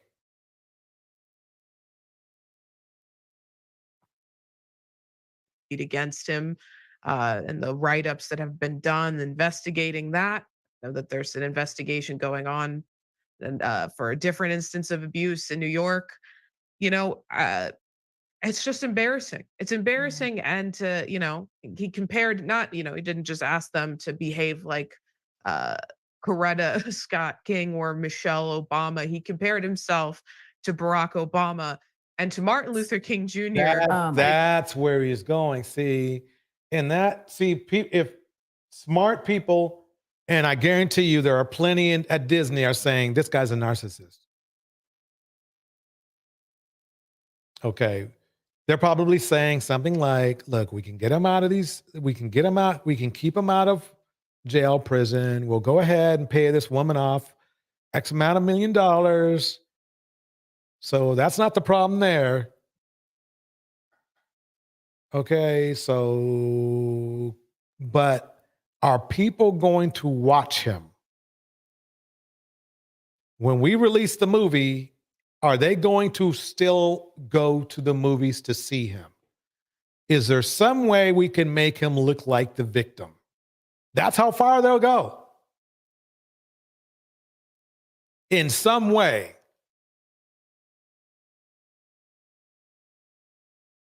And no, John didn't help himself. Lady Randy breaks it down like this. I broke my toe during a workout and didn't feel the effects of it until the next day. Exactly. It is the weirdest thing. Yeah, everyone, make sure you hit the like button. Hit the like button. We got 24 up in here, only 14 likes.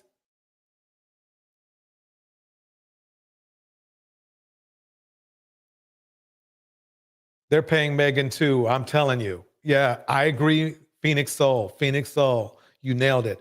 He isn't a part, he isn't a part of Black Hollywood. They finished her out. They fished her out. Yep, that's true. You're right.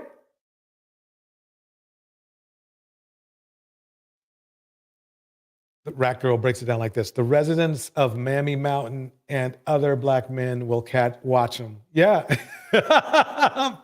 Yeah, they will. He might even do better. Who knows?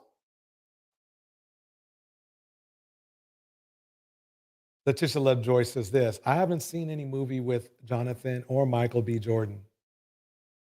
Wow. Very interesting. Yeah, moving, especially right before MLK Day, but you know, any day, it's an inappropriate. Maybe it's not for me to say, but I mean, it's inappropriate. It's an inappropriate comparison.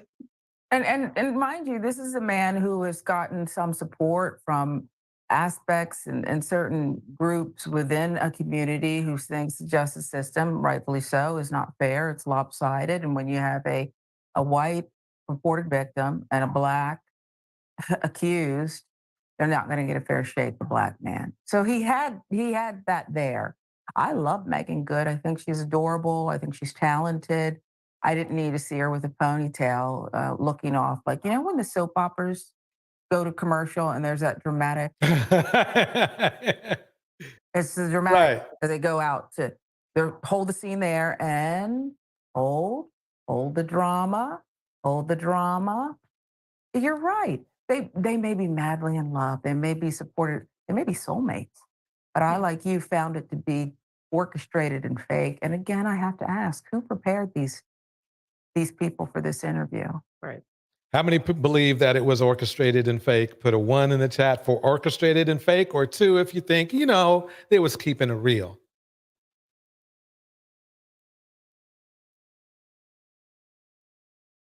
Meanwhile, let me see if this was the... Jonathan Majors' first interview since Okay, so let me see if I can find this. I want to show you where... No, that's not it.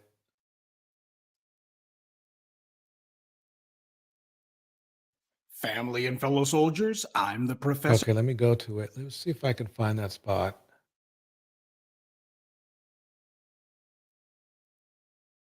Where is that? What I'm looking for...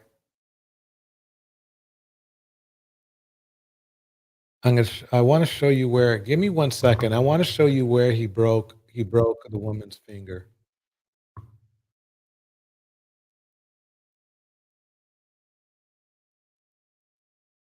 Okay, let me go.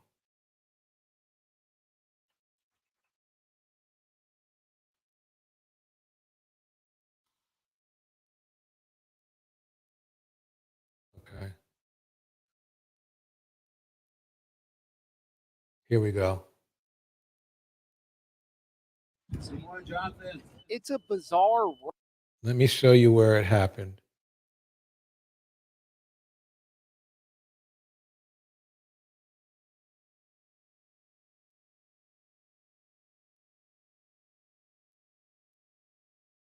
Named Cleopatra and SUV over a tech. Okay, here we go. Jabari. If you're wondering what I'm looking for, I'm going to show you where he broke her finger. Consider this jaw-dropping surveillance tape where it appears Jabari is pursuing Majors after a physical back and forth in the Right SUV. there. Right there.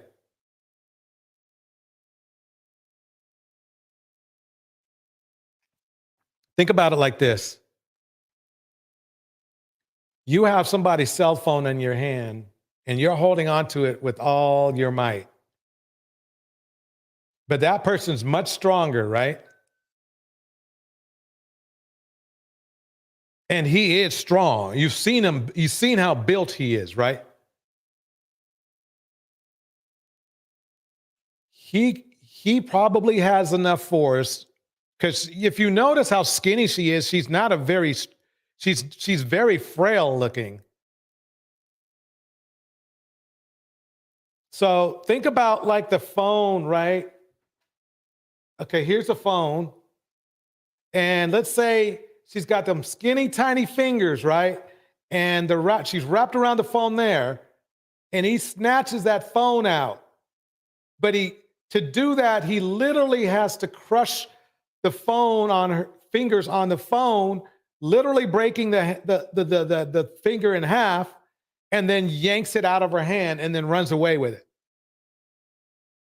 Over a text he received back and forth in the SUV. Right there. Over a text he received. I'm telling you, that's all it takes.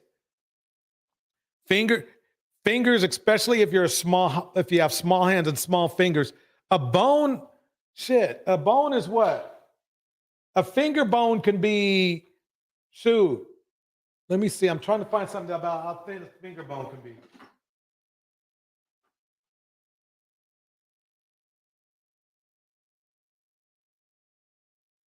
Yeah. Okay. This isn't really the best example, but look, let's say this is a finger bone, right? I mean, that for a small woman is quite, it's actually a little bit on the thick side. For let's say a pinky finger or middle finger, I could easily snap it like that, right? And this is plastic. That's not bone. Plastic will bend because it's brittle.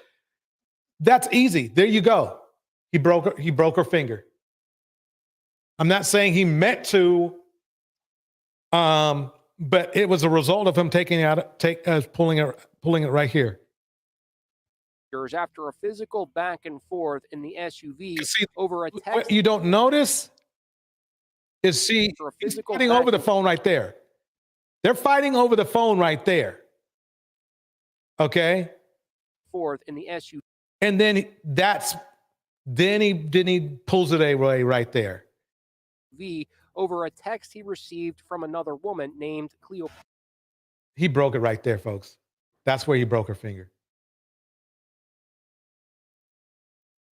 And he got a text from somebody named Cleopatra. I wonder if Megan Good has a nickname of Cleopatra.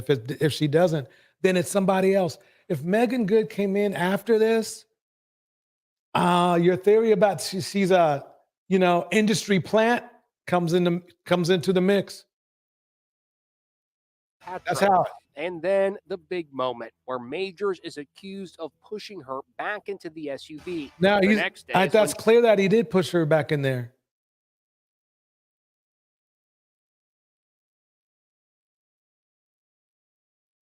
Yeah.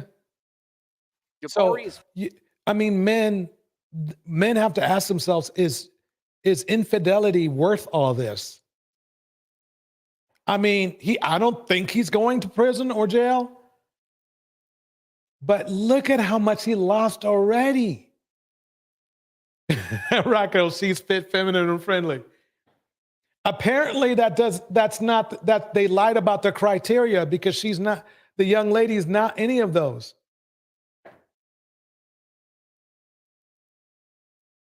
Look at how much he lost for some for infidelity.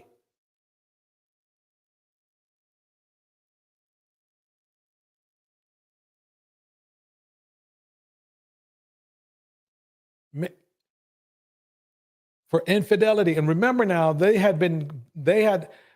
I thought that the thing is this, it's not about demonizing Caucasian women or anything like that, not even close. What it has to be about is these men trying to sell in the manosphere and in the Black community, trying to sell that other races of women are better for Black men than Black women. That's what they're trying to sell. Adamantly.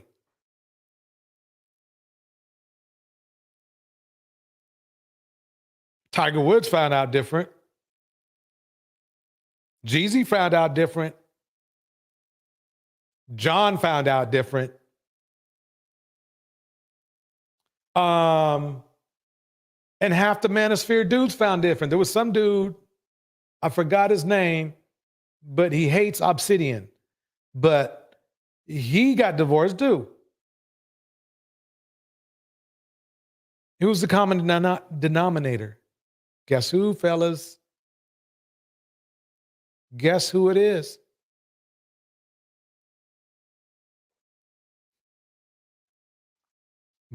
And that's why I'm saying I ain't bashing you, but what I am going to say is that we need to start looking at our own situation before worrying about other people's situation, including Black women. Boom. Bridget, she's white, so that's enough. Yeah, that's, you know. Welcome, Ellen. How you doing tonight? Hey DJ, you know what? I just wanted to say in regards to your comment, I'm not gonna be up here for long, but about the manosphere that they're trying to sell white women, I think that these guys are like very cowardly in real life. They're socially awkward. They don't get laid, they don't get any women, and they feel extremely powerless. They feel they're just scared to go outside. They're scared of the world. So it makes them feel more powerful, you know, talking crap behind the computer and putting down black. Plus, it gives them a sexual thrill putting Black women down. I mean, they're sick. Right. That's what I think. Mm-hmm. Yeah, OJ too. Enlightened fam, OJ as well. Well, good point. Yeah, I mean, the thing is that there's enough evidence, there's enough information out there stating that really, though my fellow Black men want to say it's Black women that is their problem, their problem their problem follows them home all the time. They're there every time they shave, they're there every time they brush their teeth. They're looking at the problem when they look in the mirror. We need to focus on fixing ourselves for anything else. And I say we because I don't want to exclude myself and say, oh, I don't know who those guys are, even though I don't really know who those guys are. I don't know how to say it. You know, I wanted to say something. You know, everybody keeps thinking I'm being harsh, but if Black men are very submissive men. They're very a lot of them are completely like one the lady Misty, I forgot her name, Misty Moon or something, said that Black people represent the feminine and white people represent the masculine. And I wholeheartedly agree with her. Black men are just very feminine, submissive men. And they can't get, they're not gonna rise up against anybody. They're not gonna do anything. They rather build in another man's community. Here's the thing. You brought up a good point, and that's a good point. This is the thing. What we're banking on in general, at least toxic. I'm speaking for toxic Black men, which is a lot. But what we're banking on is that we don't appear submissive. But if you look at what we could have been doing now and not doing, and how far we could have gone and didn't go, that tells you how submissive we are. We're not signing up for these good jobs. We're not training ourselves. We're not going to school and trying to compete with other races of people. We're not doing that. That's how submissive. We don't even commit. In sports, you call it a forfeit. We love to forfeit. And I dare anyone out there in the manosphere to argue with me on that. We love to forfeit. Oh man, this guy over here, you know, if I don't want to go to school for 4 years and struggle. I mean, education. You see we in the manosphere how we're doing that what do you call it? That education is BS kind of crap. And they're applying it to men as well. Oh, we don't need to go do that. We can go do STEM. Well, you do STEM in college, but they don't tell you that. You see what I'm saying? So, yeah, I mean, yeah, we want to appear like kings, but when you think about it, as far as how we are connected in society, we basically come off submissive. We don't fight for the job. We don't fight for good jobs. We don't fight black men. We vote the least. So that's being politically submissive right there. We don't vote. If we vote, we're starting to vote against our own interests. So I'm going to see where that goes. Before I was like, man, you guys are crazy, blah, blah, blah, blah, blah. Now I'm not going to say, no, I'm going to shut up and just let it happen. I'm in the 60 area. So I don't need to fight for a job that a 40-year-old, a 30-year-old black man wants to get, versus another person. You guys go do your thing. Go ahead and vote against your own benefits, or don't vote at all, which we were really good at. That's right there tells you how submissive we are. We literally give away our power. And since black women have been making strides, and it appears that obviously black women have, because think about it. In the 60s and 70s, black women barely had the right to vote, to the point where black women right now are actually literally getting people voted into office. So who has black women fought for equal rights, and black women are winning. Not equal, but black women are doing better. That's why they want to invest into black women. That's why the Chase groups wants to invest in black women, because they see black women making strides. And if somebody is making strides regardless of race, more than likely that is a good person to bet on. So anyway, go ahead. You go know ahead. what? Black women, they have been brainwashed to believe that the man is supposed to be leaders. The man is supposed to do well in our race. I'm not talking about like other races, but we have been conquered by religion. And I wanted to mention, it was this movie called Say Hello to Uncle Tom. It's a horrible movie, but in the comment, it was this racist white guy. He made a comment and he said, you know what? You can treat a black man like crap. You can beat him. You can treat him like, they'll be just like dogs, loyal and faithful. They'll be just as loyal and faithful as ever.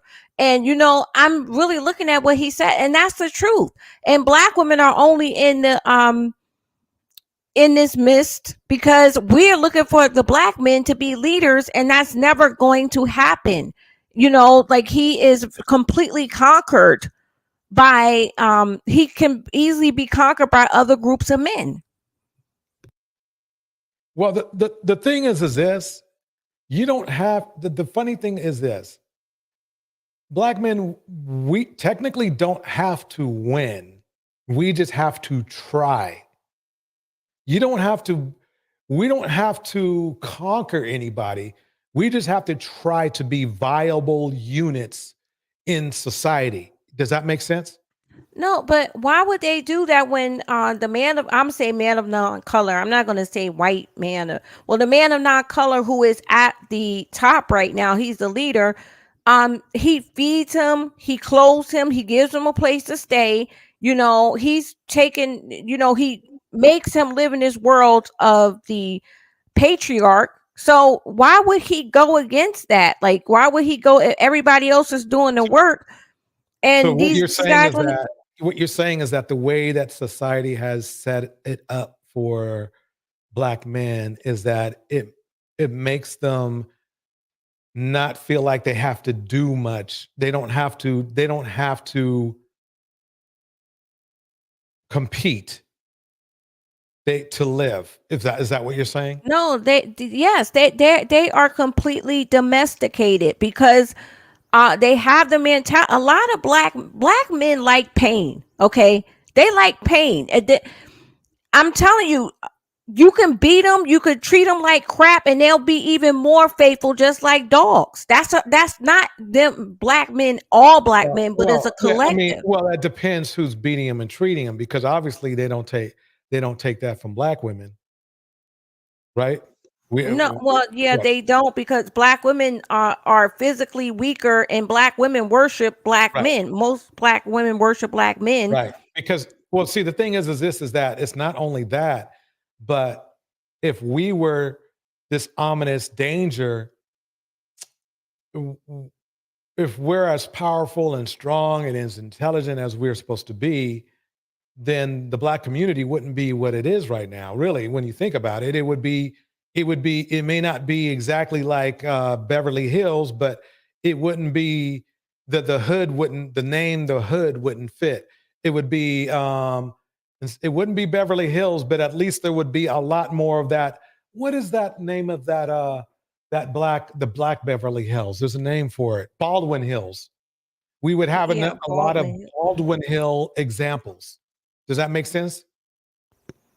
Yeah, I, So, I understand, but they're just see, men of non-color, they know what they're doing. That they just give, black men access to their women, and that would just pacify them. They just, I've met some really I've heard a lot of creepy things of white men, like in the business sector of I'm not even gonna say it's so disgusting, but it has something to do with their wives, the white men's wives and black what I men. think But is this is really, like, quite honestly, I don't think this sounds weird, but I don't think Caucasian men or other races of men are checking for black men. And what I mean is that they might fear us if we're because because of our reputation or whatever they want to call it, right?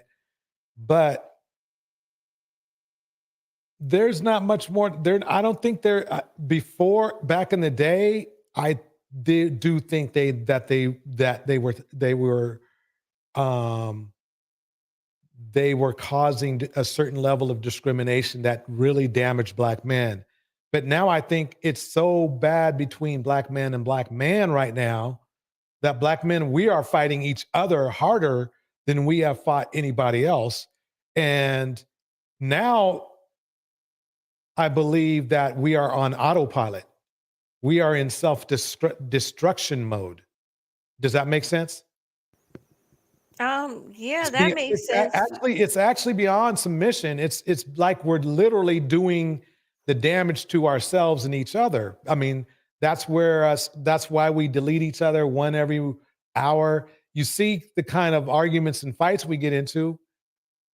Do you see? Okay, you see what's going on with Cat Williams, right? Yeah. Okay.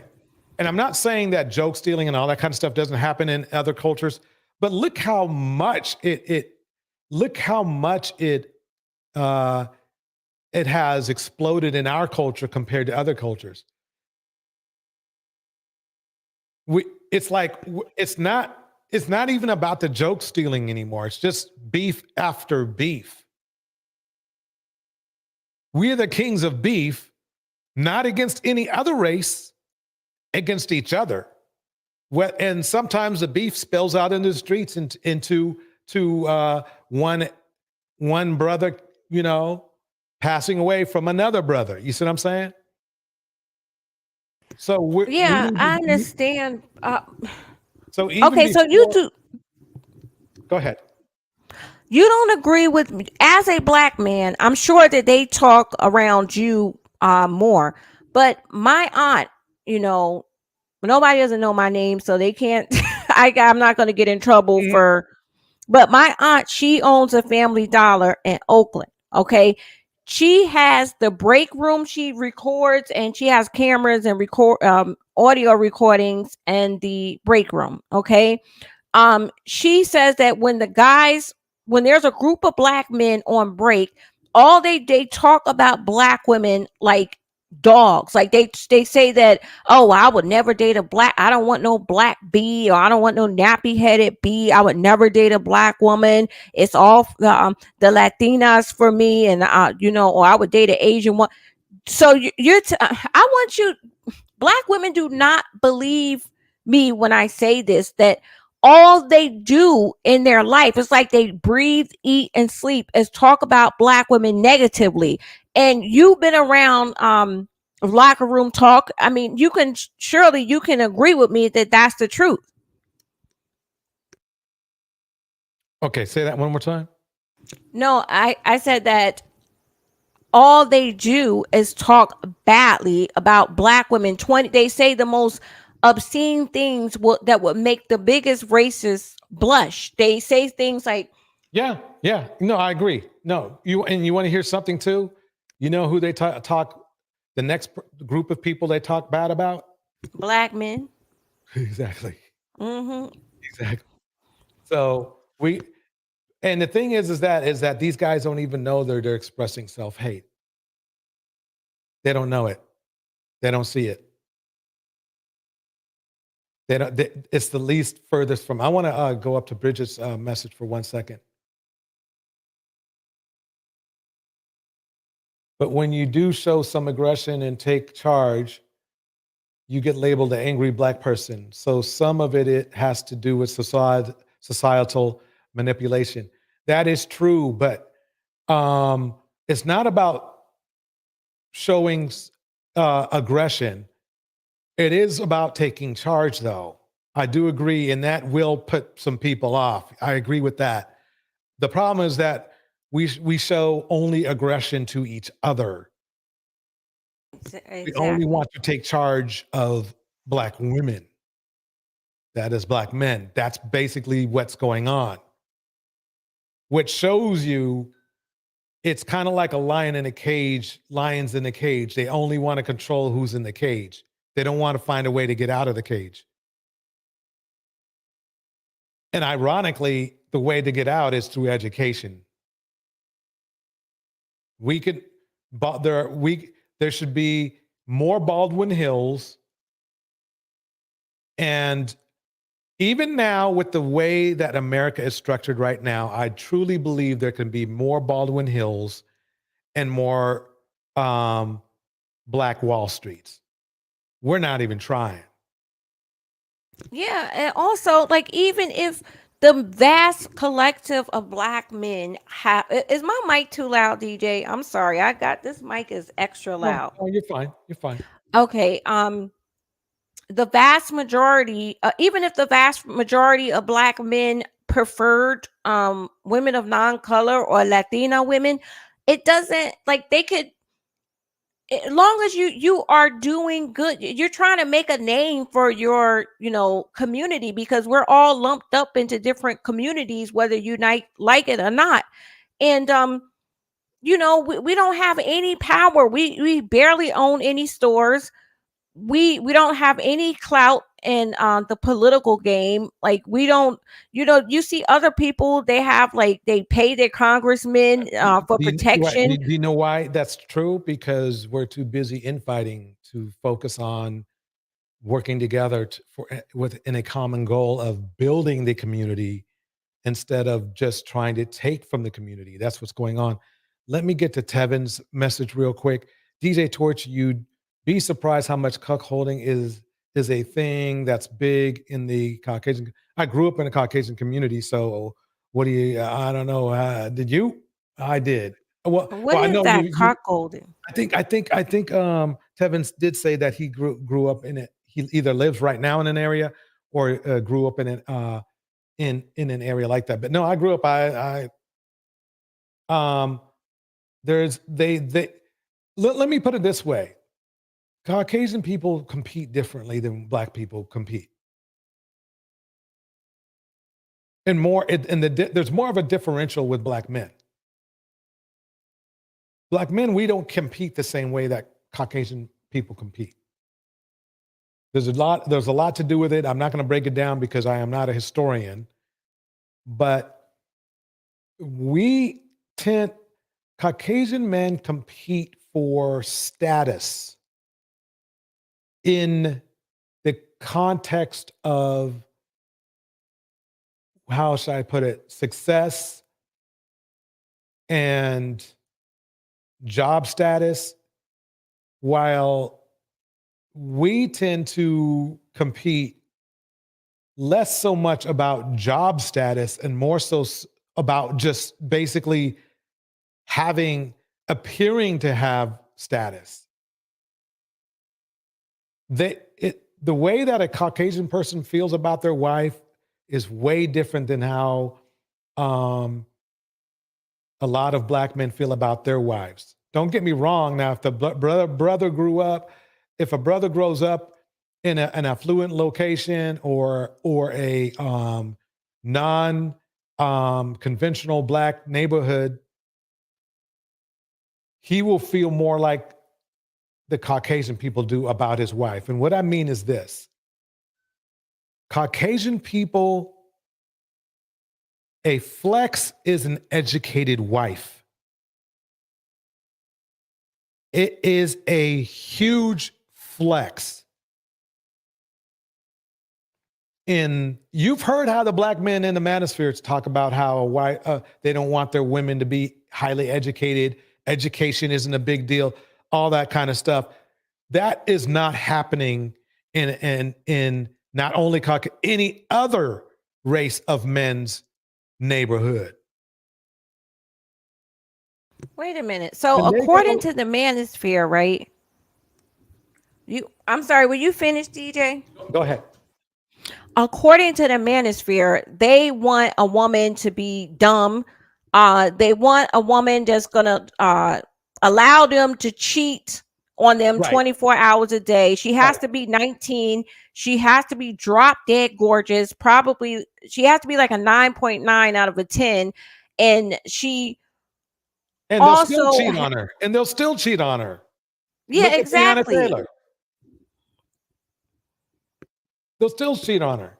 That's the funny thing. It's like the point, what a woman, and that's the problem we have, is what a woman wants is loyalty from her man. That's one of the things a woman wants, is loyalty from her man. She wants some form of protection. And she wants stability. And we're not doing any of that. Yeah, that's true. We're not doing any of that. Meanwhile, all other races of men, that is their calling card. That is their calling card. So how could I'm not in the, I'm already divested in terms of like the dating or the marriage situation, but what do you feel as though Black women can do that still, for whatever reason, still don't want to give up on these guys, these dusties? What do you think what can be the solution? What do you think that how Black men should start thinking? Because I've been like told off so many times because there's still a lot of Black women in this space that only like Black men. Okay. Basically, the thing is that we need to focus on nothing but success. Nothing else. Yeah. Other than survival and having a job to get us there, nothing but success. But if we focus on nothing but success, And along with the ability of, I mean, obviously many men, not just black men, but men in general need to work on their mental stability. Okay. But it's more dire to us because, as you can see, if we're mentally unstable, nobody's going to save us. We don't have anybody's generational wealth to save us. Some of these men are like, for example, who's the guy who did all those Disney what is it called? The pirate movies. What was his name? He was just in court for his wife. Basically, the thing is this. Other cultures have money for lawyers. We don't. Other cultures have what's called a lifeline. We don't. Johnny Depp, if he was black, and not just because of his color, but if he was in the black culture, he would be in jail right now.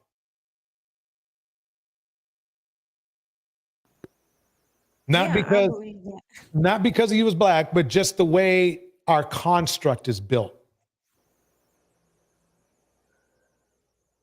It's built in a way that we don't have the type of generational wealth to hire $300,000 lawyers, $500 million lawyers. What am I talking about? Or if we lose our jobs, that we have $50,000 or $70,000, $80,000 in the bank. We don't have that kind of capital. Other cultures do. You know what? Wait, let me read a few of these messages real quick. Lady Renda says this, yet black women loudly express their loyalty to men who hate them. It's sad and insane. I think that was a point you were making, Ellen. That's exactly true. And then Mr. Snoopy says this, white men that engage in cuckolding, whatever the hell that is, have no value. So I have no respect for them serving black men. Okay. Man, pursue excellence.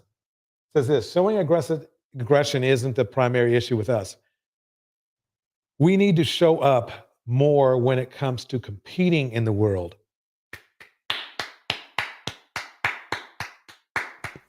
Oh, wow. Yeah, that's true. That's what you were saying. We don't compete. We're submissive. We don't compete. And then he says, being overly aggressive against ourselves is the problem, though.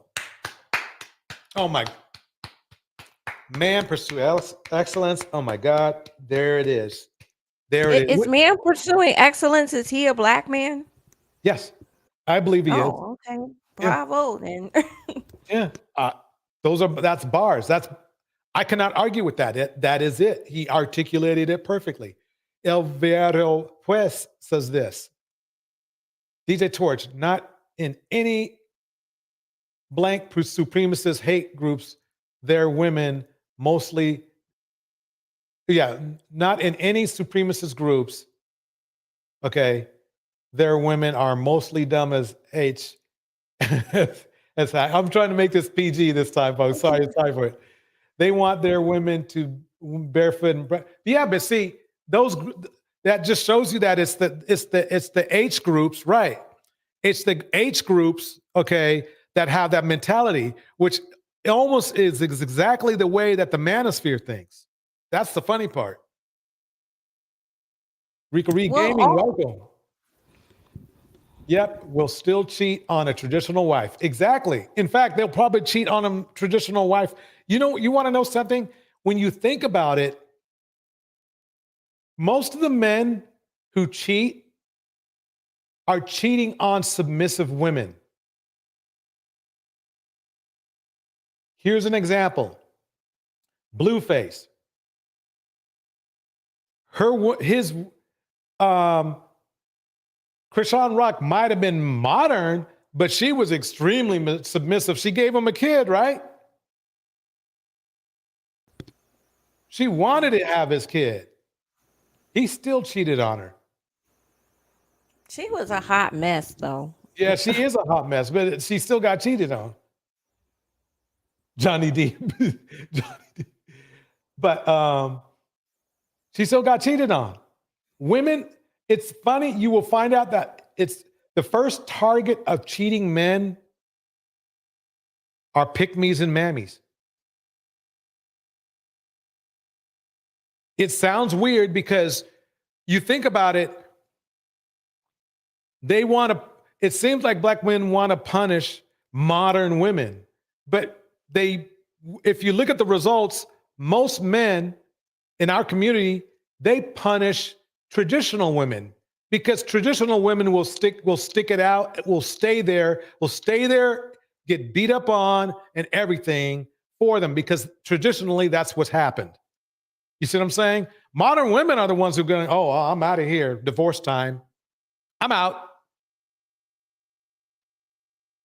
So. But you don't think that black men are being submissive and, not wanting to, well, not being submissive, but not wanting to challenge or be competitive or whatever. Be competitive. That's the word I'm looking for.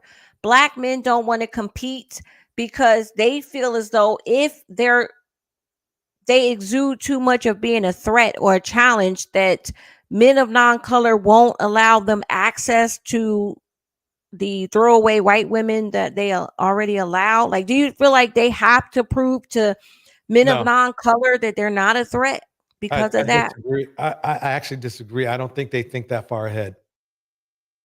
Okay. I was just asking. I wasn't sure, but I mean, it might end up being that's what happens, but no. I don't think either race of men put that much thought into it. I think basically right now what's happening is that we've gotten too comfortable with failure. That's basically what I think. Or what is failure in the society? Because to us, we might see it as not being failure at all, even though it's failure.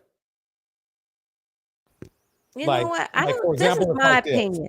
For example, here's a perfect example. Other races of men see infidelity as a failure,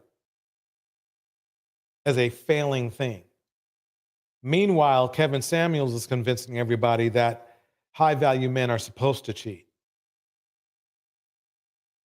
You see how that works? There's not any other race of men that's going to agree with that wholeheartedly. Not the general population. You'll find, a red pill dude here and there who might think about that, but no, generally no. They're going to be like, no. I mean, I'm not going to walk around and tell and brag too much. You don't hear other races of men saying, I'm going to go, I cheated on my girl tonight. Oh yeah, I banged 12 women this week. They're not saying stuff like that. I'm not saying they don't do the weird S parties and all that kind of stuff. I'm not saying that, but they're not bragging about it. That's for sure. Lady Randy breaks it down like this. Black women need to focus on character, moral value, mental and financial stability. Bars. They need to take race out of it and look at who the person is. Bars. Bars. Rika Reed Gaming says it like this. Didn't Bill Gates said something about making sure he married someone who was smart and educated? These men that bash education don't know crap. Exactly. You're right. See, education is a value. Education is a value. Dang, my iPad went dead. Okay. Education is a value to everybody, but in our community. That's why I predict sooner or later, other races of men are going to be snatching up educated black women left and right. Left and right. because man, I mean, hey, she has all the credentials, and all I got to do is look through skin color. Oh, this is a deal. This is a deal. Because see, they know that other women, if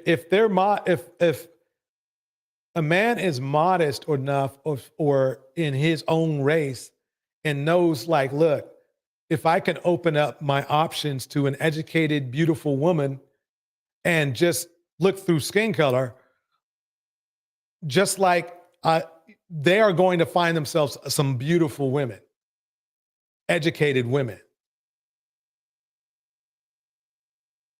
So sooner or later it's going to happen. So black men are on the clock right now. I can tell you right I now. wanted to make a comment to Elvia Hero Pues.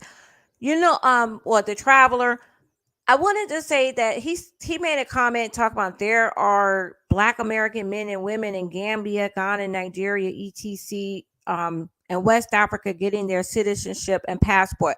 I'm sorry, but I'm not going to, unless I'm going to visit, I'm not going to live in I live in the greatest country in the world. It's not, I'm not going to be, it's Black men and can't get themselves together. It's not Black women.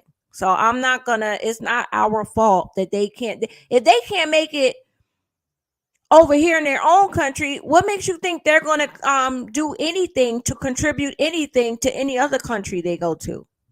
Right. They just going to be the same way. You take yourself everywhere you go. So I'll pass the Traveler. Gotcha. Shout out to Why is Seeking Knowledge in the house, Lady Rendy in the house, Man Pursue Excellence in the house. And I like this name though, Man Pursue Excellence.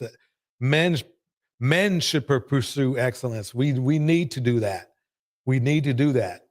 Good name, my man. Anyway, Rika Reed Gaming's in the house, Rat Girl's in the house, Bridget's in the house. I mean, and let's see.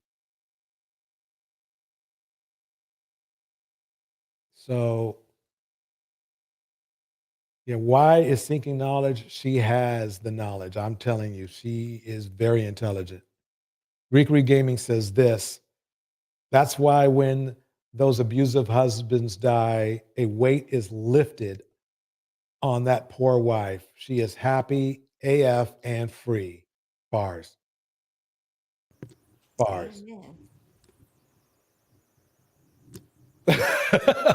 Bridget, they might even help log Rika Gaming. Laughs out loud. Man, this is so true. So true. Let's see what's going on here. Then Rika Reed comes back. Eddie Griffin said something about how when white men get a Black woman, she's usually a bad bee, while Black men seems to go after anything nasty. LOL. Oh my God, that's so true. Yeah. But you know what, DJ? Usually they keep saying that Black women can't get other groups of men, but usually the Black women that get white men those white guys are really good looking. I mean, they're really really masculine. They got their stuff together. They're good looking. It rarely happens, but I always see Black women with pretty good looking white guys. I mean, the people in the chat agree with me. I always see Black men with nasty, disgusting looking white women. I mean, well, I wouldn't say it like that. Let's just say that the argument they're making of getting better looking women in other races is not a good argument. It's not a consistently good argument. From time to time, maybe, but they're not getting what they're not. They just think anything that's white skin and with white skin, basically, it's not really the hair they're obsessed with. They just have an obsession, like Sinji said, with white skin. So they just think that those women are better than Black women, period. So of course they're going to say, oh, well, you're getting good looking women, because if you think something is better than the other thing, of course you're going to say all of that. Right. Exactly. Let me find out what And happened. you could be a beautiful black. You could look like Megan Good. They still think that that other groups of women, because they're the opposite of them. It's like they think that they're ugly and they're trying to change the way they look. It's not really they think you're ugly or anything. They just think these women are better and they think they're ugly, especially if Exactly. they're dark skinned. There we go. Yeah. Why Sinking Knowledge breaks it down like this. White guys get tired of the drama queen, messy Beckys, and appreciate being with a strong black woman. Yep. Yep. And how you hear stories from those black women that non-black men love their natural hair too. Yes. Let me make this clear. Um, Other races of men have no problem with dark chocolate women at all. Okay. At all. None. If they like What black is it women, they like black about? women. There's none of that. Oh, see, a lot of black men have the stereotype. They stereotype white Caucasian men to only wanting the black women that look closest um, to white. They don't realize that the black men. The black men don't realize it's them projecting, because again, I lived around a lot of Caucasian people, and they do not have that mentality, that ideology about, oh, well, she has to be white passing. In fact, that for a lot of black men, Caucasian men are like, look, I'm here to, if I like black women, I like black women. They're not saying, oh, she has to look almost, passable or nothing like that. Don't get me wrong, it happens from time to time. Yeah, of course.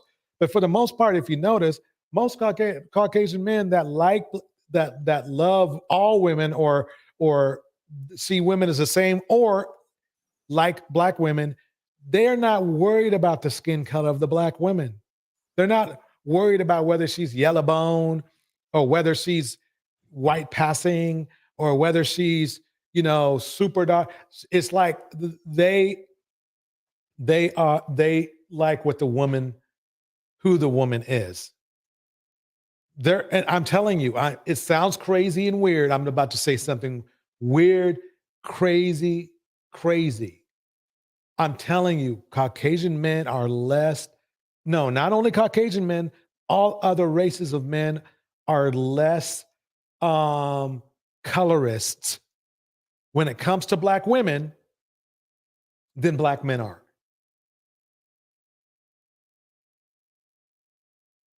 And they really like during slavery, right? They would make black women cover their hair. That's why, to this day and in certain parts of Africa, black women covered their hair, because they would make black women cover their hair because the slave masters would go into a sexual frenzy because he would get so turned on by her kinky hair texture. And like it just white guys love black women with natural hair, especially if it's really kinky and nappy. It's like they go into a frenzy. They love it. It's the black women's natural hair is equivalent to a white woman's skin. How black men feel about white women's skin color is equivalent to how white men feel about black women's hair. No lie. Yeah, I mean, the thing is this.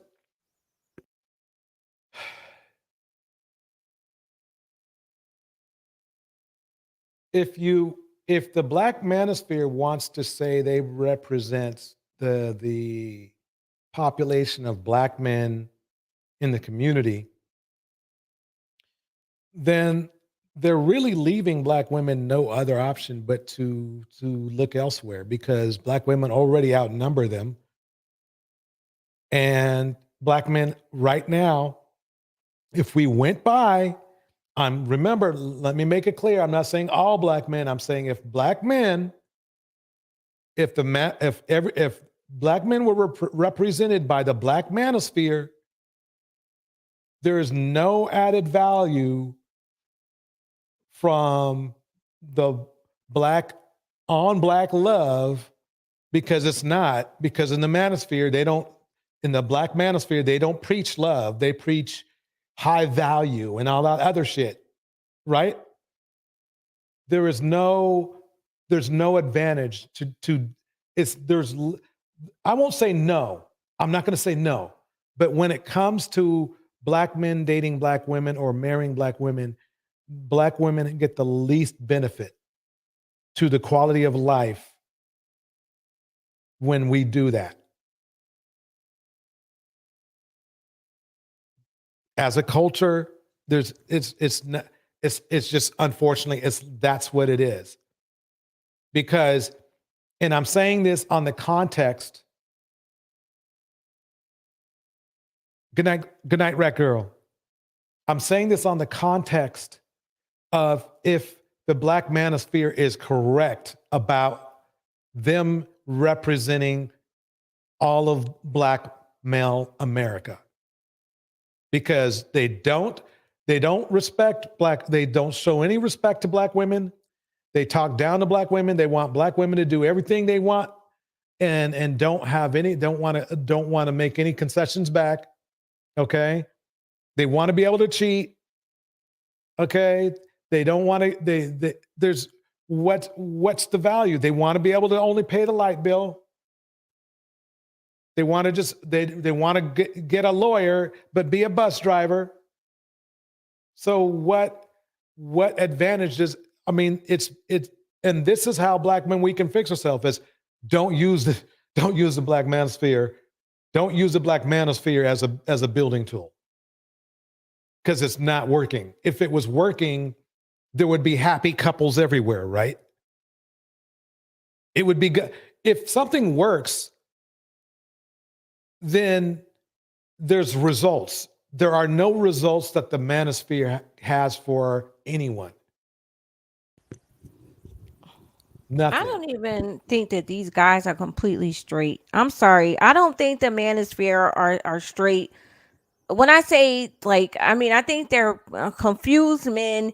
And why don't they just get an app to meet up with each other if they aren't already? I mean, this is just ridiculous. I never seen men so weak. Anything's on the table at this point, and yes, they are emotionally, and when you're emotionally broken, which they themselves have admitted they are, okay?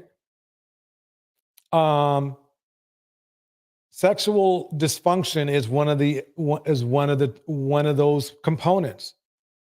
And I'm not going to say, oh yeah, these guys are gay or whatever. I'm not going to say that. No, but we can tell that there's a sexual dysfunction because when you start to revel in promiscuity and revel in promiscuity and not being loyal, then those aren't normal or good things. So, and those are some of the things that we need to work out in front of a therapist, but we don't do that. I don't know. They just sound reminding me, don't forget to like and subscribe if you have not yet.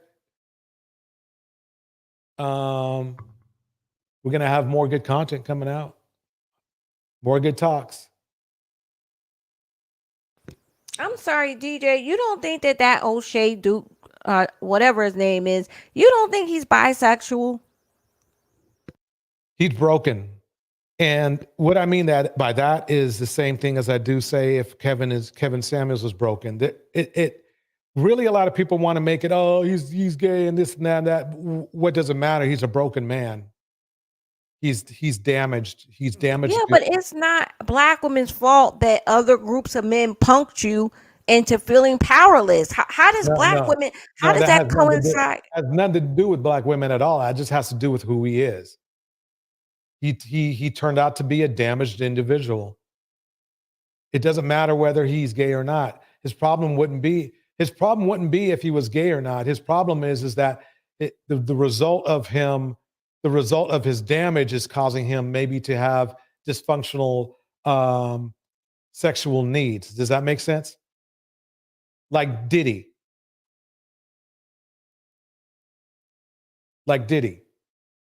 Diddy's broken. And Bridget, you're right. Why is he broken? He's disgusting. He's that too. He's that too. But the core of him being disgusting, Bridget, is because he's broken. He's a broken vessel. And I'm not saying, oh yeah, he's just broken. He's misunderstood. I'm not, Bridget. I am not saying it anything like that. What I'm saying is this mofo's broken, and because he's broken, he's disgusting. Just like Diddy. Diddy is broken, and because he's broken, he's disgusting. His whole crew, Diddy's crew, is broken and disgusting as well. So that's pretty much, the whole scoop. I think we did good today. The argument I was making is this tonight, is that you can't, if somebody tells you you have a flat tire, they are not bashing you. However, if you are in public or even online and you are displaying dysfunction or disgusting behavior, you're the one bashing your own men by misrepresenting or unfortunately representing a bad narrative people want to agree with. So who's really doing the bashing?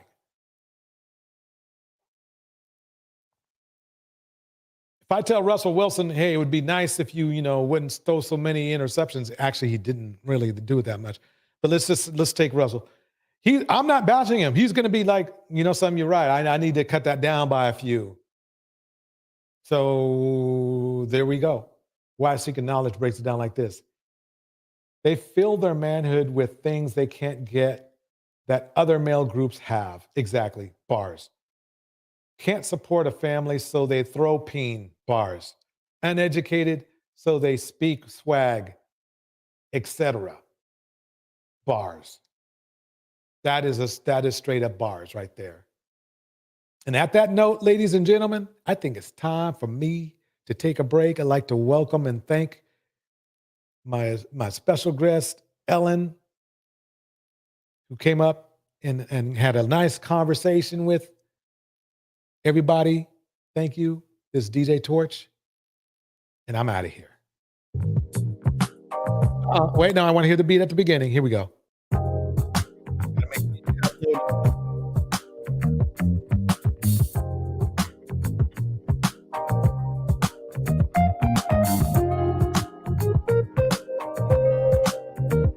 Right.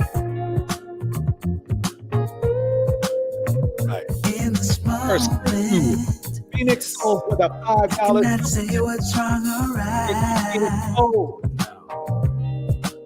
It's not hard to fool. Right, Seeking Knowledge in the house. 'Cause I'm addicted to the good. Bridget Bouton in the house. El Viero Press in the house. I follow. Where we are heading now, babe. Mr. Snoopy. I follow. The Rack Girl. To the edge of it all. Sleep well. To the edge of it all. Rika Gaming. So tell you good night. 'Cause I'll find a better one. Yeah. Man, pursue excellence. Before the moment flies. So tell you good night. The Enlightened Femme. 'Cause I'll find a better one. Kevin, the Lifestyle Guy. Before the moment flies. It's not a problem. 'Cause I know what I'm getting into. Better known as you. Nothing can stop me. 'Cause I'm addicted to what you and I realize. Lead the way. I follow. No need to say. Letitia Lovejoy and VM. We are heading now, babe. I follow to the edge of it all. Lady Randy. So tell you good night. 'Cause I'll find no matter what. Yeah. Susceptible now. Before the moment flies. Before it flies. So tell you good night. Harry Brown in the house. 'Cause I'll find no matter what. Everyone have a good night. Susceptible now. Before the moment flies. Everyone, sleep well.